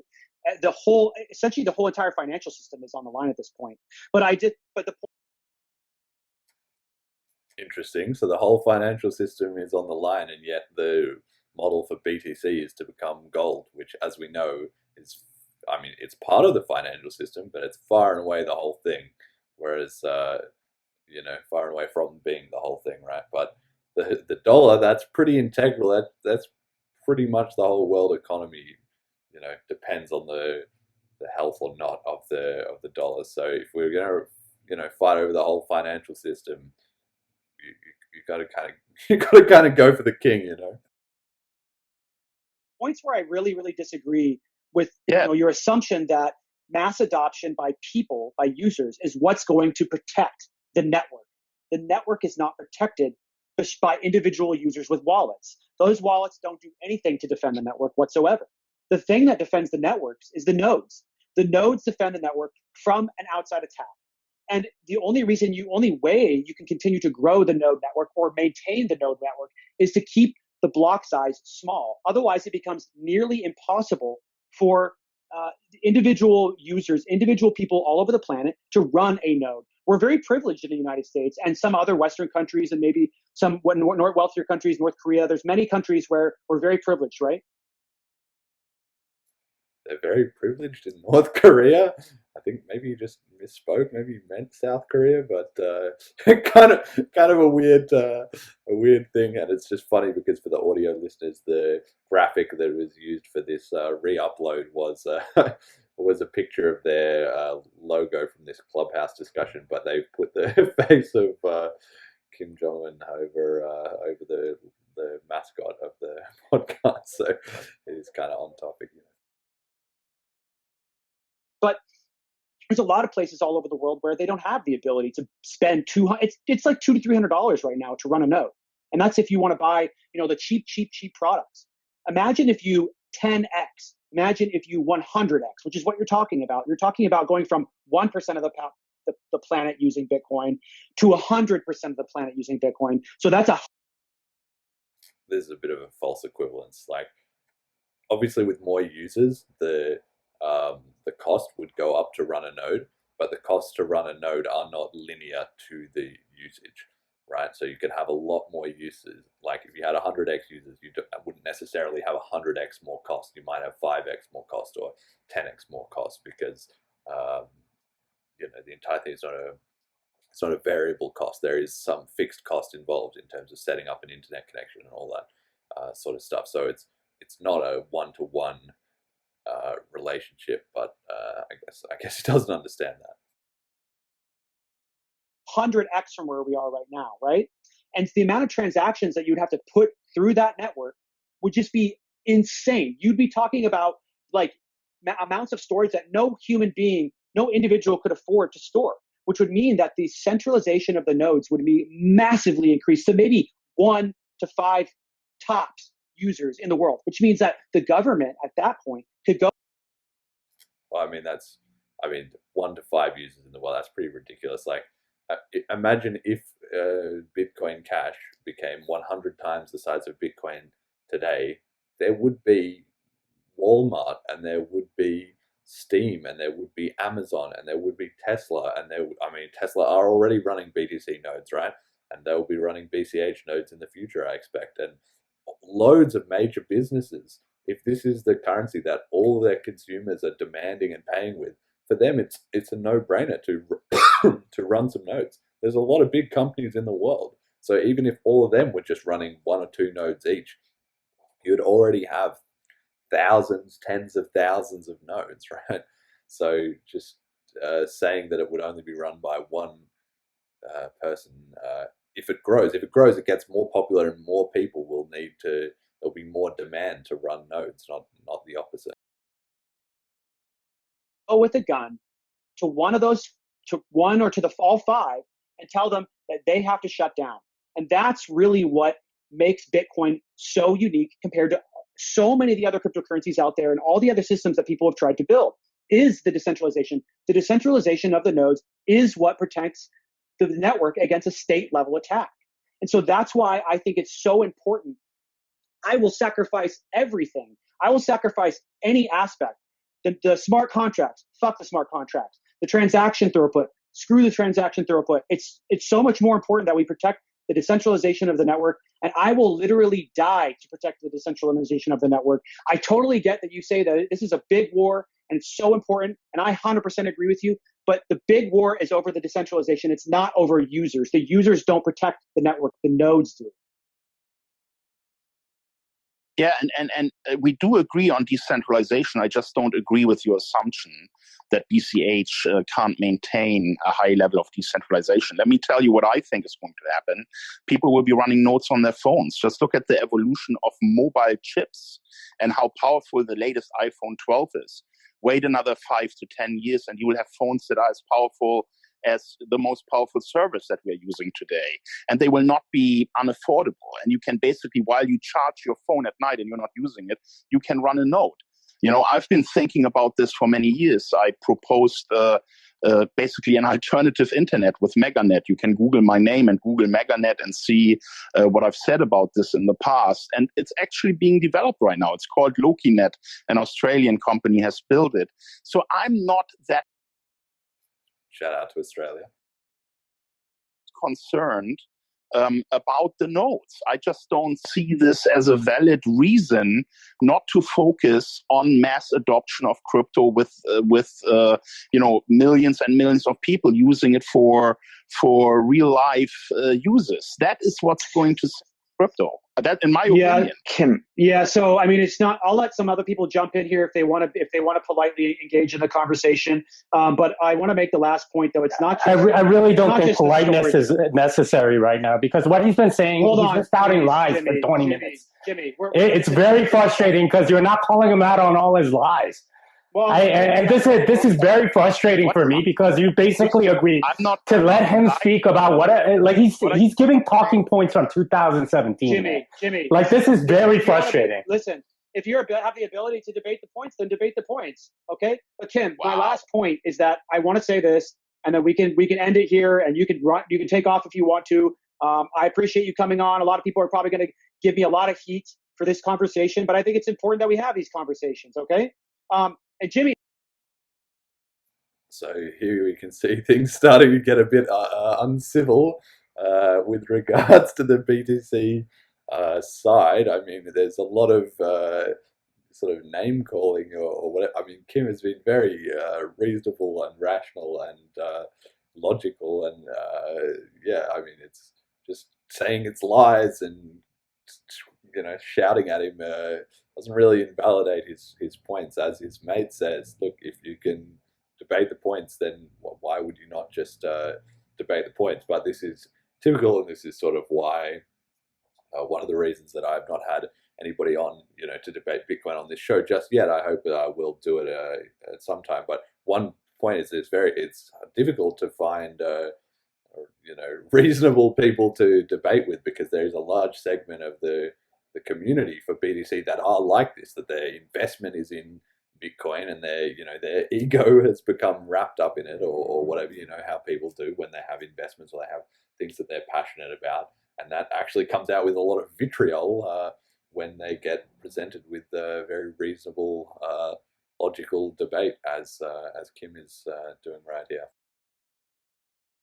Jimmy, I would love for you to talk. I just want you to talk back and forth with some level of politeness. Okay, I don't care if you think he's a scammer. That's aside the point. If you have the right If you have the truth, speak the truth. Okay, that's all I have to say. Well, I don't like how you kicked everybody out. There's a whole group of people that would have backed you up. Listen, that wasn't even my idea, Jimmy. That was not my idea. Okay. Yeah, but like the thing is, like you basically like gave him a platform for 20 minutes to just spout his lies. I don't like that. What lie? Listen, I didn't hear lie. I don't have. I think everyone who listened to me here can agree that I'm not lying. I'm just saying my point of view. That's all. Listen, if I want to get back to just finishing the conversation. If other people can have the conversation politely, then let's have the conversation politely. Otherwise, the conversation isn't going to happen at all. Okay, so Kim, my last little point here is that it's not just about the storage on whatever it is, your phone, right? It's also about the bandwidth. The amount of bandwidth that you would need to be able to process and validate these transactions is not going to be possible. You're saying, okay, what's the timeline? What's the timeline? Do we have 10 years? 10 years left? All right, look, I'm really educated about this stuff, right? So let's talk about bandwidth, because I know bandwidth better than anybody. Listen, I agree. You're very knowledgeable. But I want to respond to your I want to respond to your bandwidth point, because that's a very important point, right?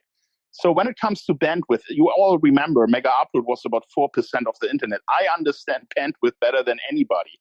We now have 5G. We now have stuff like Starlink. We are going to have terabit connectivity on mobile devices. Neither bandwidth nor storage are going to be a limiting factor for decentralization. I can tell you that. Okay, but the point is, Kim, you have a timeline here.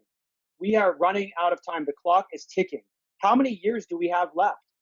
Maybe 10 at most before we really need to make this move. And that's why I see you're so desperate. I wouldn't say desperate, but you're such in a rush to get people into Bitcoin Cash. Yeah, well, it's very strange that if you remember earlier in the debate, this BTC supporter, he said, look, we're going to be a store of value for the next 10 or 15 years, and maybe in 20 years' time we'll try and be a medium of exchange. But then here his point is the opposite, which is that we've only got 10 years, otherwise the government's going to be all over us, it's going to be game over, right? So I don't know how his plan was to take 20 years to get to the point that everybody was actually trading, Bitcoins directly with each other. But then at the same time, we've only got 10 years to make it happen. And obviously, his point is correct that Kim is trying to evangelize Bitcoin Cash and spread it around. I'm trying to do that on this podcast. A lot of people are. I encourage the listeners to do it without pushing it on people. Right? If they're not interested, they're not interested. But people who are interested, talk to them about it. Trade a little bit with them. Somewhere where you're a regular at a food outlet. Ask if you can pay in Bitcoin Cash and just show them how easy it is. Download the Bitcoin.com wallets, send it to them. Takes 30 seconds, right? So yeah, it's a very strange shift in tone from, well, we were going to be with the banks, we're going to slide under the radar. In 20 years, we'll become a medium of exchange somehow.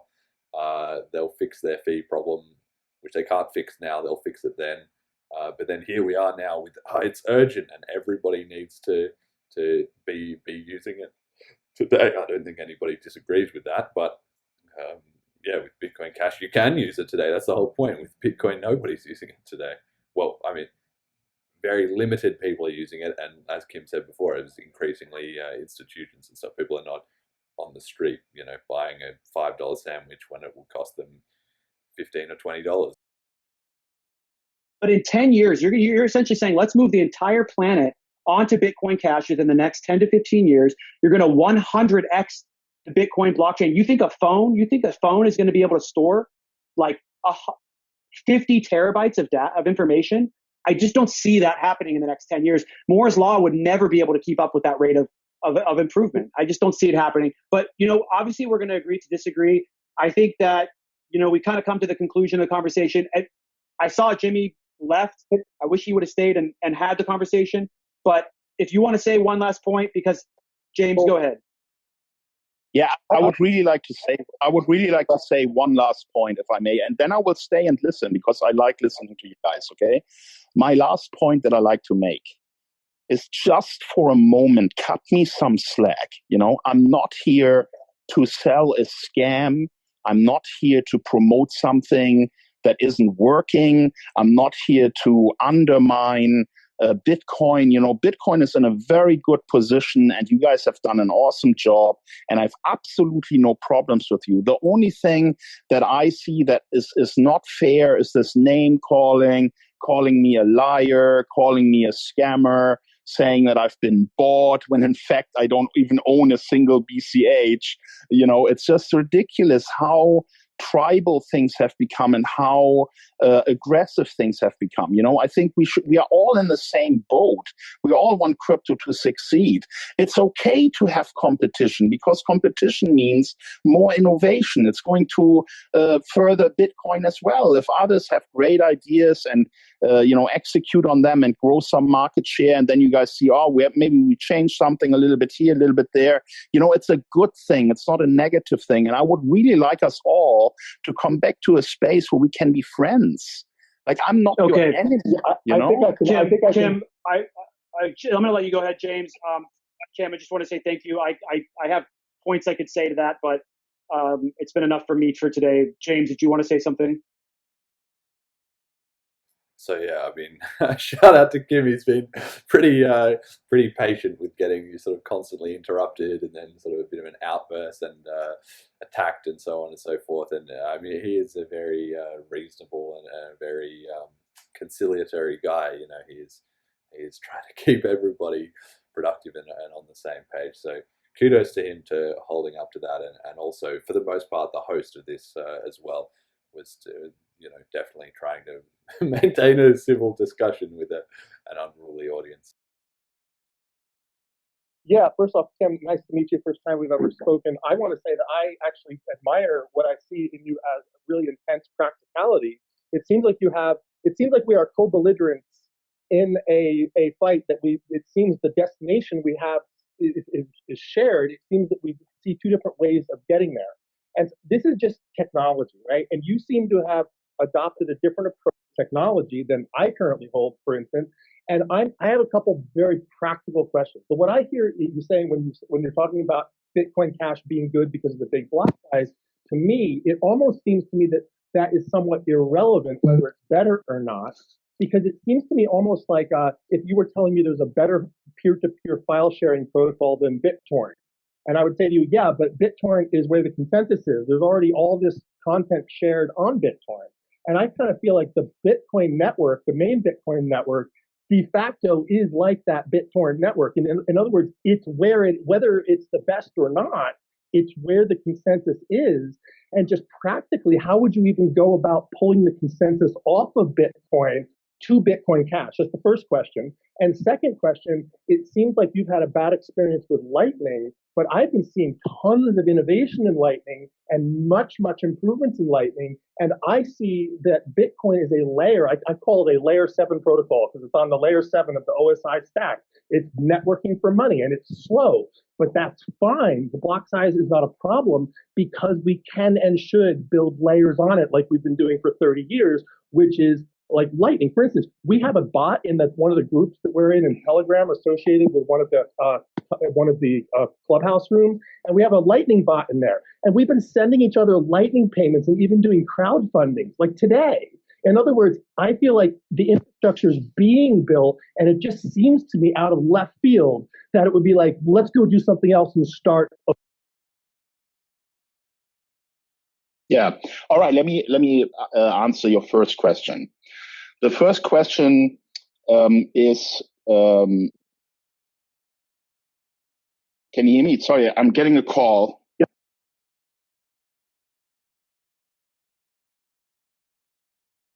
Well, Kim's taking the call. Just everybody that wants to come up here, if you want to have James, you did a great job there. If you want to come up and have a direct conversation, I don't notice anything that Kim is saying. It's a differing of opinion so far. Obviously, some people see Kim as a scammer. So one second, Kim. Yeah. People see him as a scammer, but if you want to come up here and have a conversation, and I'm going to create a space where people can have the conversation.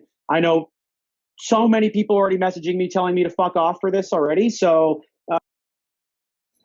Oof, how toxic is that?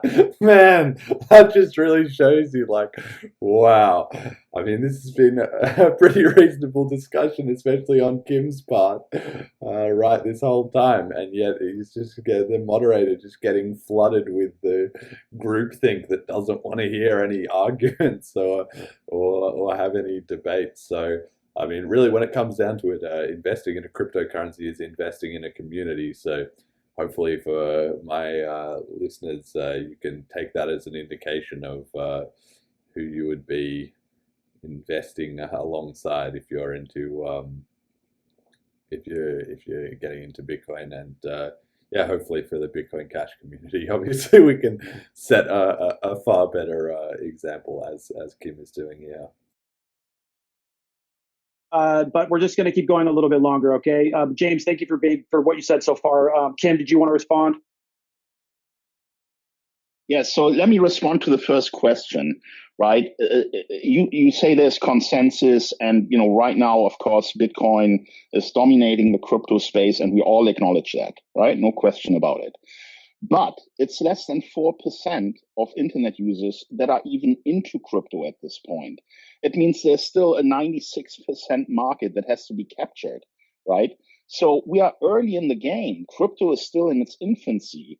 Leadership can change, with new innovations, new ideas, and also good marketing, can bring new people into the space and, killer apps and all that. So, I think it's way too early to call a winner, and I think because there's so much market share to take, Bitcoin would be well advised to do more to gain more market share from day-to-day users that actually want to transact in micropayments, Oh man, I could speak so much on this. I work for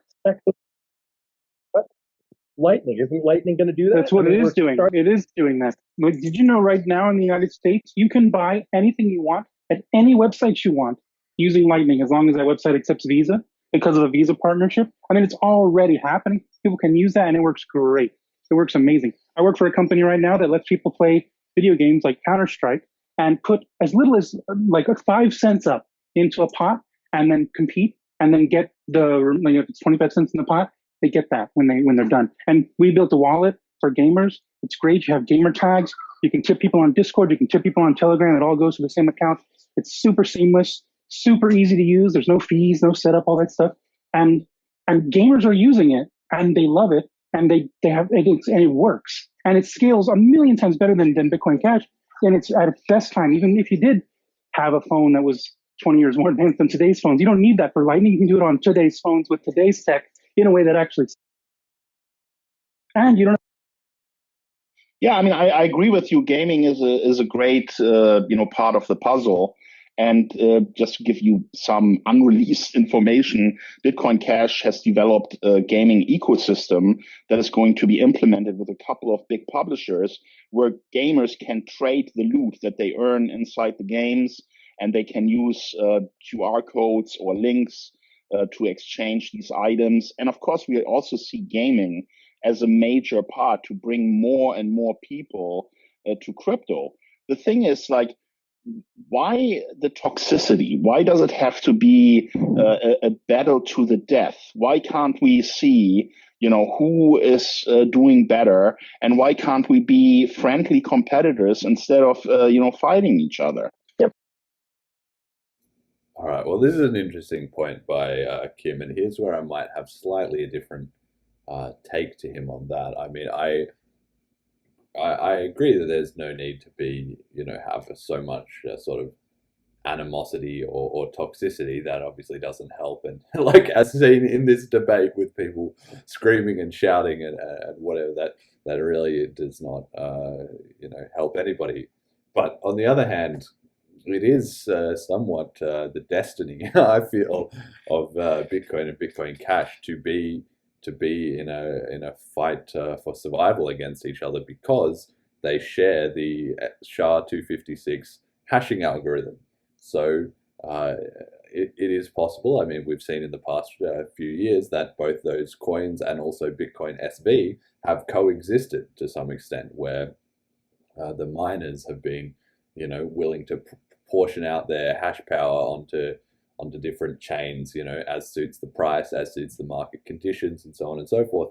And because the transaction throughput of a coin is not actually correlated to the hash power, even with a small amount of hash power, you can actually run a very successful chain. However, that said, if the network effect is still very important, and Bitcoin has obviously had that to its advantage, but if the network effect starts to go the other way, and Bitcoin Cash rose up, or perhaps some different fork of Bitcoin, maybe Bitcoin SV, or maybe just the original, or not the original, but BTC, if something else split off from that, and it, had some Lightning version 3, version 2, or whatever, and that took over, well, in the long run, by the time we're getting to the scale of global adoption, it's possible that one coin can just completely subsume the others and make it so there's so many more users on one side than the other side that the miners just move all onto that coin, and they don't bother about the other one as the price just kind of falls off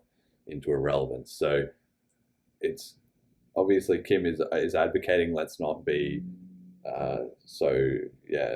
toxic and aggressive about things, but I would say that it is there is a sort of fundamental conflict there which essentially can't be resolved until one of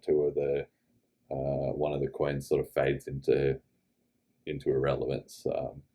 But that's just my take. Well, for example, if you look at somebody, all for it. They're just being very, very practical. Very, very practical. For instance, I believe just technically, if Bitcoin Cash were to be the solution, you would still need a Lightning network on it. In other words, the bigger block size does not accomplish the streaming micropayments that we get that I think are going to be the key to mass adoption. This is actually a great point, which is that Lightning network requires a lot bigger blocks. The creators of the Lightning network in their original white paper for it said that they would need 133 megabyte blocks, which is of course something that Bitcoin BTC has committed to not providing. They're sticking at 1 megabyte, and Bitcoin Cash might be able to support it. In fact, that is the game plan, to get to 150 megabytes, to get to gigabyte blocks, and so on and so forth. So if Lightning network was the solution, even though a lot of Bitcoin Cash supporters are skeptical of it, it would actually run better on Bitcoin Cash than it would on BTC. So if Lightning became a huge hit, which I haven't seen a lot of evidence for, but it's possible that could change, then it can just be ported over. You can put it on Bitcoin Cash, and the key point is that the fees on chain have to stay low so that people can open a Lightning channel at the cost of 1 cent and then do all their microtransactions and whatever, and then close the channel. Whereas if the cost to open the channel is $20, well then obviously micropayments are in some respect unfeasible, because you have to pay your $20 to open your Lightning channel and then $20 to close it. So you have to do a lot of micropayments before that makes sense, well over $40, because at $40 you're only just breaking even, right? And that is on top of the fact that it comes with all these issues of implementing the Lightning network and having central hubs controlling the flow of traffic and so on and so forth. So I think the world is about to get streaming money, and I think it's going to start with Bitcoin Lightning. And I think when Gen Z gets a taste of it, it's going to change commerce forever. And it's not 5 years away. I think it's going to start this year even. And I think right candidate for it. I'm just intensely practical. If you have another solution, I'd love to hear it. I just see technical issues. Kim, can I ask you a question, please? All right, so just before we move on, I agree with that. That was actually a great point, though, that I think that cryptocurrency adoption generally, maybe Bitcoin, but Bitcoin Cash and other things, it's just going to spread around among the youth, and they generally tend to set the tone in society. They're the first adopters of new technology because they don't have so many preconceptions and whatever. So, I mean, for people now who, if they're older, whatever age, right? But let's say if you're 35 or 50 and you think, oh, cryptocurrency is never going to work, well, that's not an objection that an 8-year-old has or a 10-year-old has. They just get some and they're just trading it, right? Cryptocurrency or Bitcoin is not real. It's not an argument that has any weight to somebody who was born after 2009 when it already existed. To them, it's just the way it's always been, just like the internet's always been there, right? So, I agree. I think streaming is going to be a huge use case for cryptocurrency, and I think younger generations are just going to increasingly just adopt it, and that's going to be massive. So on that point, I totally agree. Thanks. So thanks for being here. My name's Jason, and I used to be a regulator during the financial crisis, and I talk to a lot of congressmen and senators, and I do a lot of Bitcoin lobbying activities. In terms of like the idea that the government might ban Bitcoin, I honestly haven't heard those conversations. In fact, I've actually heard congressmen and senators talk about the freedom that Bitcoin gives people, that no one can tell you we're not going to lend to you anymore. It's very much something that I've seen congressmen and senators adopt. Even the lazy. Well, nobody can tell you that if the fees are cheap for you to be able to transact in Bitcoin Cash. If the fees are $20 or $50 or $100 in the future, then yes, we would be back to a situation where the bank is in control of all the Bitcoin Cash, and they can say, look, we're not going to let you, we're not going to loan to you based on our own criteria. So once again, it sort of circles back to high fees do actually cut off a lot of the benefits of being censorship resistant and open to everybody that a blockchain such as Bitcoin Cash with low fees does provide. One senator did it, Cynthia Lummis of Wyoming, and also Warren Davidson of Ohio. So one thing that happened to me once, and I won't name who the congressman was, but I was with somebody who's very large in the Bitcoin ecosystem, and we were talking to somebody in Congress, and the person politely said, I want you to give me the president of Bitcoin because I want to shut this network down. Get me the president of Bitcoin on the phone. And I'll tell you, Kim, it was with pride that I said, I can't tell you who the president of Bitcoin is because it is a decentralized society. It's a decentralized network. I can't just call up somebody who's going to tell you how you can control Bitcoin. But with Bitcoin Cash, that's a whole other subject. You know it very well. And I think you honestly should be a little ashamed of yourself that you're up here telling everybody that somehow Bitcoin Cash can even come close to being a competitor to Bitcoin, because that's a network that has had a 51% attack. And I'd like to. Right. So here we just straight off the deep end.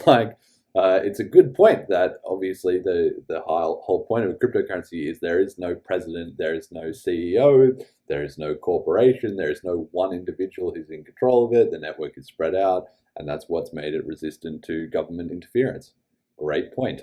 But somehow, and the caller here doesn't really explain how, says that that's not the case for Bitcoin Cash, sort of implying that there is a president or there is someone in charge, or, which is literally just factually incorrect. So I'm not really sure where this idea has come from or what the reasoning is on the explanation given. I mean, it just sounds more like this particular user has been told by somebody, Bitcoin Cash, it's really centralized.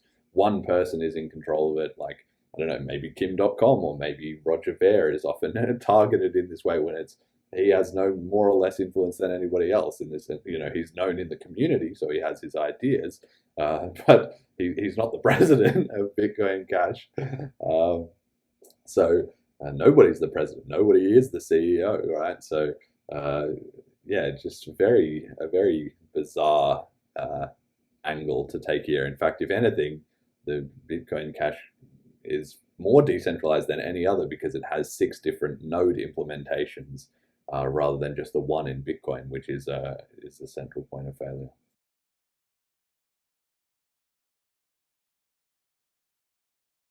Yeah, you went really well until you said I should be ashamed. I just don't understand how you could say that. I believe that what I'm doing is okay. I have a different view to your view, and I'm not doing anything that I should be ashamed about. Quite the opposite. I apply a different strategy to see crypto succeed long term. You have your strategy, and you've been doing really well with it, and I have no problem with it at all. If it is Bitcoin in the end that is going to, dominate and lead us into this crypto revolution future, fantastic. I would absolutely love it. But I don't agree with everything that Bitcoin has done, because I know the US government better than most people. I understand the power struggles. I've been a big supporter of WikiLeaks early on. That's also one of the reasons why the case against me was even initiated, because I was a major donor. I've been in the cyberpunk movement from the beginning. So I just have a different view because of my own experience and the knowledge that I've gained over the years about the move of the US government against crypto. It's going to come, and it's going to be worse than most people imagine. And I just want to have done the best I can with the knowledge that I have to try and prevent them from succeeding. And if that means that there are 10 different cryptocurrencies all competing with Bitcoin in the end, for the lion market share, if that achieves that crypto is going to survive and the crypto revolution is going to continue, well, then I feel like I've done a good job. So, just please don't say things like I should be ashamed just because I have a different view. Okay. I'm doing it Kim, from I the want to step in, goodness. bro, for a quick too, Kim, and say, Yes. yeah, guys, listen, we can have the conversation. And this is the, like, honestly, is my biggest thing now. Like, this is what I'm all about. I think that for a very long time, I've been perfectly okay and perfectly fine with having these walls up, labeling everyone that's not a Bitcoiner a scammer, because I think it was important for Bitcoin to go through a certain phase, right, where we needed to defend ourselves, and we really needed to root out all of anyone that could be a threat. But I think that we're entering a new phase now, and I think we need to start having these conversations again. Very, very interesting take there, that Bitcoin was going through a phase. We needed to root out anybody who could be a threat or whatever, right? So like somebody who was rooted out would be me. So I was in Bitcoin for 4 years before this guy, and yet he was presumably in favor of a lot of this censorship and bannings and this kind of toxic community narrative. This guy telling Kim you should be ashamed and all that. Who were they driving out? They were driving out the original supporters of peer-to-peer electronic currency and cryptocurrencies generally, right? So, it's good to hear that he's come around to a more mature understanding that you're just chopping off your nose to spite your face by being so toxic and exclusionary, but very strange that apparently that was justified in the past, and only recently has it not been the right move. I've had this conversation with Jimmy, and he just disagrees with me. That's all. He doesn't think Kim should have a place to speak.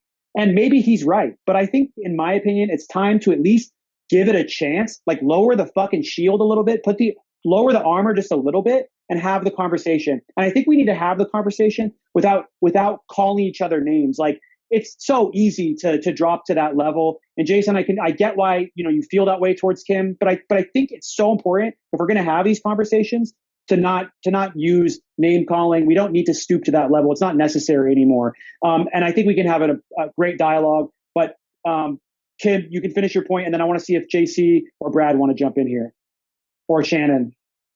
Yeah, I appreciate really what you just said, because like I said, I'm really your friend. I'm not your enemy. I have a different approach to thinking how to make sure that we can transition into this global crypto revolution. I think utilization is the key. I don't agree with everything that is going on the Bitcoin side. And I think it's not bad to have not all eggs in one basket. I think it's okay if there are competing views, competing blockchains with different ideas. Whatever succeeds in the end, if it brings us to this common goal that crypto is the future and fiat will be gone, and with it, all the corruption, the wars, the illegality, the way governments are running things today. If we can see that all change because crypto succeeds, then, we've all won. And I think we have that shared goal. And because we have that shared goal, there's no reason for us to hate each other or call each other names. I would really like to have. Okay, Kim. Let's move past it though. We agree on that point. So, let's move past we don't need that vitriol anymore. So I don't have any ill will towards Kim, and some people probably think I should. But aside from that, I do think that there is kind of a reason. Like when we look at, like, for example, NBA Top Shots, it's a NFT thing. They're selling crypto cards on like the Wax blockchain, I think. I'm not sure. Maybe it's Flow. I don't remember which one. But like, no Bitcoiners are coming out and saying like, "Oh, Wax is a scam or whatever." I mean, like, sure, they might say like, NFTs generally are a bad investment and in that sense a scam, but they don't crucify people for supporting NBA Top Shots. And yet, when it comes to Bitcoin Cash, it's different. And why? What's the difference between NBA Top Shots and Bitcoin Cash? I think the difference is definitely in the marketing and the narratives. When you have, for example, Bitcoin.com, the domain, saying it's the real Bitcoin, telling people it's the original vision, all of these other things, trying to, when you click on buy Bitcoin on the website, it tells you to buy Bitcoin Cash. There's a lot of naive people that don't know a lot about Bitcoin. They want to buy Bitcoin. And these groups, they leverage that. And and you can't deny it, Kim, that Roger Ver he's almost every day on Twitter talking shit about Bitcoin. Every day. It's his whole Twitter feed is like the anti-Bitcoin Twitter feed. So if NBA Top Shots was every day talking shit about Bitcoin, then yes, people would consider anybody who was supporting that to be in bad faith. And that's a big difference. Yeah. So right now I'm here. I'm not Roger Ver, and I'm not talking shit about Bitcoin. Okay. Let's just all agree on that. We have different points of views. I actually really love Bitcoin, and I love the whole Bitcoin community. So let me just be absolutely clear about that. I can see why the name and the domain Bitcoin.com create allergic reactions. I had the same thing. I tell you quite frankly, in the beginning, when I had my early discussions with Roger and other BCH whales, and we were discussing about me taking a role and getting involved, I even suggested, why don't we change the fucking name? Like, we don't need any of this toxic shit. And in the end, I just thought it doesn't make a major difference now. The brand is already recognized. I think it's okay because Bitcoin Cash shares 99% of the DNA of Bitcoin. I just didn't, in the beginning, I had a similar reaction to you, and I thought it isn't necessary. I'll be right. Hold on a second. 1 second. John, could you control and mod? Can you mod me if you don't? Yeah, I'll mod you. Yeah, if you mod I'm me, just gonna pop. Dennis, I can help out in about 3 minutes. But if you mod me, I'm glad to JC, help out. can you keep things calm for a second? I'll be right back. Yeah, try.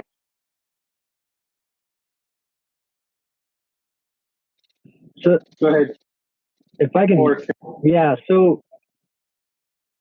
right. So I mean, interrupted a little bit by their Clubhouse moderating, but this is a really, really interesting point, and I mean, maybe I should do a separate video about this. And in this sense, again, like I said before about the hash rate stuff, I think I probably have a slightly different take on it to Kim. I'm probably closer to what I assume to be Roger's point of view, right? That having been so involved in the whole chain split and everything, that really it is quite important for Bitcoin Cash to maintain that link to the pre-split Bitcoin, in the naming and in the branding. And in some respects, we are going to be perpetually competing for that. And I don't think that's disingenuous or anything, because I mean, the title of the white paper, Bitcoin, a peer-to-peer electronic cash system, right? And then, okay, so we moved the cash. We had to put it next to the name because we ended up in the minority side of the fork. But, that is very, very important. That's an idea that I believe in. And obviously, Bitcoin Cash does benefit some extent from that branding. And the Bitcoin supporters, they find it really tough because they're very concerned about people getting confused or whatever. But funnily enough, their concern does not come to the point of I think people get confused about it. Let me educate everyone as to the differences, which is generally the Bitcoin Cash approach, but instead is that Bitcoin Cash should change and that it should be on us to change, when actually the Bitcoin core was just very lucky that they maintained the original brand. So they had a huge advantage out of that, and they didn't have to change. They could have rebranded and called themselves something different. They could have called themselves Bitcoin Core to be more clear about the distinction. I don't know, they could change their logo, could do anything. We actually did change our logo. Maybe we didn't change it as much as they would like, but we were the ones that had to take the L on that front and change the branding and sort of go our own way. So in that respect, I think it's pretty unfair to complain about Bitcoin Cash being at issue with the branding. And you'll note that in these discussions, there's very little consternation among BTC supporters about the branding of Bitcoin Gold or Bitcoin SV or Bitcoin Diamond. These other sort of forks of Bitcoin, and that's because those ones aren't a threat. they forked off, and they're not pulling through. They're not delivering a lot of user value. They're not getting into these debates. They're not creating real adoption and so forth. And so they're irrelevant. So the Bitcoin supporters don't feel threatened, and they don't mind if it shares the brand because people are not going to those options. So there's no confusion. But with Bitcoin Cash, because it is a threat, that's their angle. That's why it needs to change, because they can see that it is a competitor to be Bitcoin, to be the #1 cryptocurrency used everywhere, and a lot of people are going to get involved in Bitcoin Cash and think this is the real Bitcoin, right? I do, because I'm from the early days, and I think people are going to be getting involved from the later days as well, who are like, this is the real Bitcoin, just because they trade it and they can use it, which they can't do with $20 fees on BTC. So that conflict is always going to be there. But I personally don't think Bitcoin Cash should rebrand, and I don't feel any obligation that we should either. Yeah, so Jason brought up a point, and you guys have talked about it a little bit, and I may have missed a deeper discussion earlier on. And that had to do with the fact that, like Kim, you mentioned that you think the governments are going to come after cryptocurrency at some point because when the dollar or whatever currency they're using loses its power, that's how they control the people. It's going to lose their power. They have less control over the people, and they come after it. When they come after it, there's an important piece that we've kind of danced around and not directly spoke about, and that Jason brought that up, is that there are figureheads for Bitcoin Cash that can be directly attacked. If multiple governments decide to go after currencies, they can go after those figureheads, and that when they take down those figureheads, like right now, there's no one to oppose those figureheads in changing the blockchain and changing Bitcoin Cash into something else and allowing them to have more control, and because of its centralized nature. Whereas if you were to go after Bitcoin, like, what's the attack vector? Go after the. All right, so this is just a rehash of what we've already heard, right? Is the first long section of the debate was about Bitcoin Cash is centralized, and that it was sort of on the node front, and then now we've heard it's centralized because there's a president of Bitcoin Cash, and now we're hearing it's centralized because there's figureheads. None of those figureheads are named, but supposedly there are a couple of figureheads that the government could just take out Bitcoin Cash if they just, I don't know, talk to them. Like, so the consistent theme is it's always that Bitcoin Cash is centralized, right? But every different angle or rationalization for it, it's just false. That's really all that can be said about it. It's a very convenient narrative for BTC core supporters to believe. So they sort of dress it up however they want in their mind. But it's just factually inaccurate that Bitcoin Cash is any more or less centralized than Bitcoin is. It's got a blockchain, runs on a network. There's over 1,000 nodes. Nobody is in control of it. There's 6 node implementations. There's a lot of different users and merchants and everything all spread about. So it has the same miners. So there's an equal amount of decentralization there. It's just false, basically. Miners, they're spread out all over the world. Go after the node holders, they're spread out all over the world. Where Bitcoin Cash does have a very centralized ecosystem, there's very centralized control in that aspect, and it creates this one central point of attack. I think that's going to be an important thing to pay attention to if you're worried about the world's governments coming after, crypto. Yeah, I do disagree on that point that you think it's very centralized, right? It's actually not. I have a lot of struggles having to talk with a lot of people to get consensus about some of the things that we want to do and that I would like to change. So it's absolutely not like I can just pick up the phone, call one or two guys and get it all done, right? That's a misconception and that's not correct. I've said earlier, this point about decentralization has been brought up again and again. If anyone understands decentralization, it's me. I've been in this industry for a long time. You may know that one of the most successful encryption websites is mega.nz. It's up and running with over 300 million users. So I know what I'm doing. Of course, I'm having these conversations with everyone at BCH to improve the status quo. I don't like it the way it is right now. I would like to see even more decentralization. I would like to see improvements, and especially I want to see more developers. And I don't know if you guys have seen a new sidechain that is coming out for BCH called Smart BCH, and that's being released in May. And that is going to bring a lot of new developers to this ecosystem. And with it, hopefully also, more miners and more transactions, and eventually the hash rate of BCH is going to increase, and it's going to help with the decentralization and all the other things. So I do agree with you. It's not perfect the way it is right now, but that's why I got involved and I said, look, what can I do to make sure that it becomes perfect? And maybe on some fronts we can even improve what others are doing. So that's really what I'm known for and what my strength is. I'm an innovator. I think about solving problems, and many of the problems that you are mentioning are, of course, on my mind as well. And thank you, by the way, for Mega. I think there are lots of people who have used Mega and appreciate that contribution to everybody who uses it. You mentioned the hash rate there for a second. If you see what's behind me in my picture, I deal with Bitcoin mining a little bit. And right now, Bitcoin Cash's hash rate is 10 times less than Bitcoin, like 100 times, 100 times less than Bitcoin.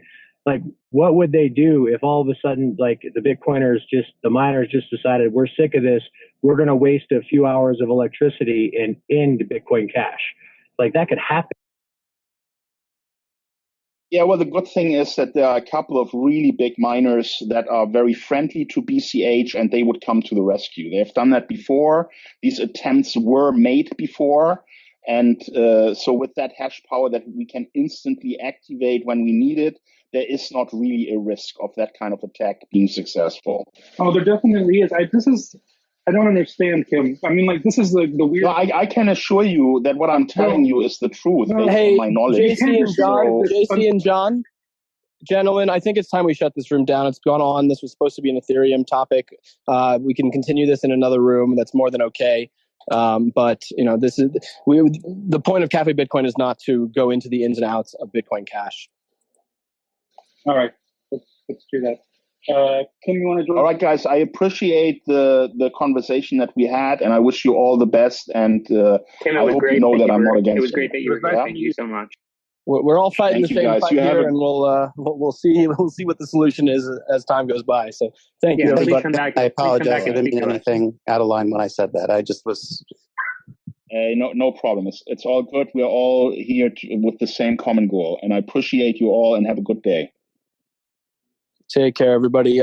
Thanks for joining for the.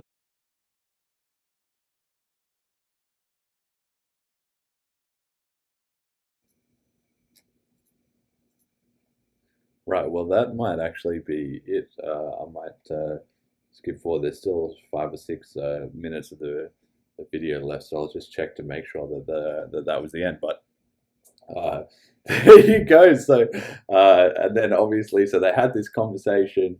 It was all recorded. It was uploaded to YouTube. Then, everybody was listening to this recording, and obviously there was some online discussion of certain members on the BTC side being quite uncivil, and Kim making a lot of good points, and all the debate that was had back and forth. So it was then taken down, censored. Too much rational, reasonable discussion going on. Perhaps the BTC core people realized that it was making them look bad, and it was taken down. But the Streisand effect, and there you go. So let's see if we just run this now. I think that might be the end of it, really. So yeah, let's just no more. Right. So I mean, long video so far, but let's just jump over back here and just work through the last couple slides. So yeah, I hope everybody enjoyed that, and please be leaving some comments in the description if you like this sort of format. I do have some other content that I have in mind, you know, around Bitcoin, around Bitcoin Cash, around cryptocurrency, you know, going forward that I can review in a similar way. I think it is interesting, because then for the listeners, you get a 2-for-1 special. You get the original content, and maybe I wouldn't always do it as you know, in detail through every section like I did with this one, but maybe I would just chop out clips to comment on. That's another option as well too. But I think for that one, it was quite interesting to listen to the entire thing. So yeah, everybody can make up their own mind as always. So yeah, just as we said before, obviously there was interrupting of Kim, there was calling him, you know, he should be ashamed, there was calling him a scammer, screaming at him. That one guy rage quit because, you know, his points were, you know, not able to be logically explained. It was just childish and whatever. But, you know, despite the price and the hash rate of Bitcoin Cash being heavily in the minority, well, it seems like it's still a pretty good chunk of the discussion, really. It's putting up good numbers there. So yeah, obviously in the aftermath of this, Kim made a tweet where he said, "I joined a Clubhouse room full of hashtag Bitcoin maximalists." So somebody who only believes, you know, BTC and only BTC. "I was moved on stage and asked why I support Bitcoin Cash. The merits of my argument were so powerful that the laser-eyed Bitcoin crowd wanted to burn it off the internet without success. Here it is." And then he just linked to that audio that we listened to, and obviously he's referencing the laser eyes memes that we saw with Paris Hilton as well too, right? So very interesting, very interesting. So for a different take as well, I just was listening to this last night. This is perhaps another thing that I could review, but there's this Stéphane Molyneux, who's a libertarian type of podcaster. He's also recently had a discussion with a bunch of different people from Bitcoin, talking about the history of it and some of the angles on the fork and everything like that as well too. So I would recommend that as well for people who want to look into you know, this topic further, or who you know, that sort of whet their appetite listening to that conversation. This one was a really good one, much more civil, a lot less contention. Perhaps it did get a little bit feisty at a couple of points, but for the most part, everybody was pretty reasonable. So yeah, you can look at that. The link is on the slide as always, which will be on bitcoincashpodcast.com. We've got community comment of the week. So today comes from the user Pilot on the BTC subreddit. Once again, 2 for 2. I might have to invite them on the show, to be honest. Just that's pretty incredible. 2 for 2 in terms of great comments that I thought this just has to be highlighted. So this comes from the Reddit post where it said, "The past few months, Bitcoin Cash daily on-chain transactions in dollar terms have been averaging about 22% of Bitcoin, yet its price has been around 1% of Bitcoins." So like we talked about at the start with the cent USD up to 1/3. Okay, so it's been averaging about 20% for a month, so roughly 1/5. And yet it's 1 to 100 in terms of price. So there's about a 20x disparity there. And so Pilot makes the comment, "Transaction count up, transacted volume up, implementation/teams up, integration/applications up, features, SLPs, NFTs, smart contracts, privacy, etc. Scam artists out, adoption up, price against crippled, centralized, unusable BTC down. Welcome to crypto where fundamentals don't matter and prices are made up," right? So, I mean, I think this is just a great comment, and I mean, it's why I talk about on this show and everything. I mean, I'm super excited about Bitcoin Cash. I think we're doing great. The community is doing great. A lot of stuff's being built. Things are moving all along, and if the price is trailing behind and the rest of the market hasn't caught on yet, that's just an opportunity for everyone who's able to see and who gets involved now, really. But the price is the least interesting part of cryptocurrency, really, even if it's one of the most visible.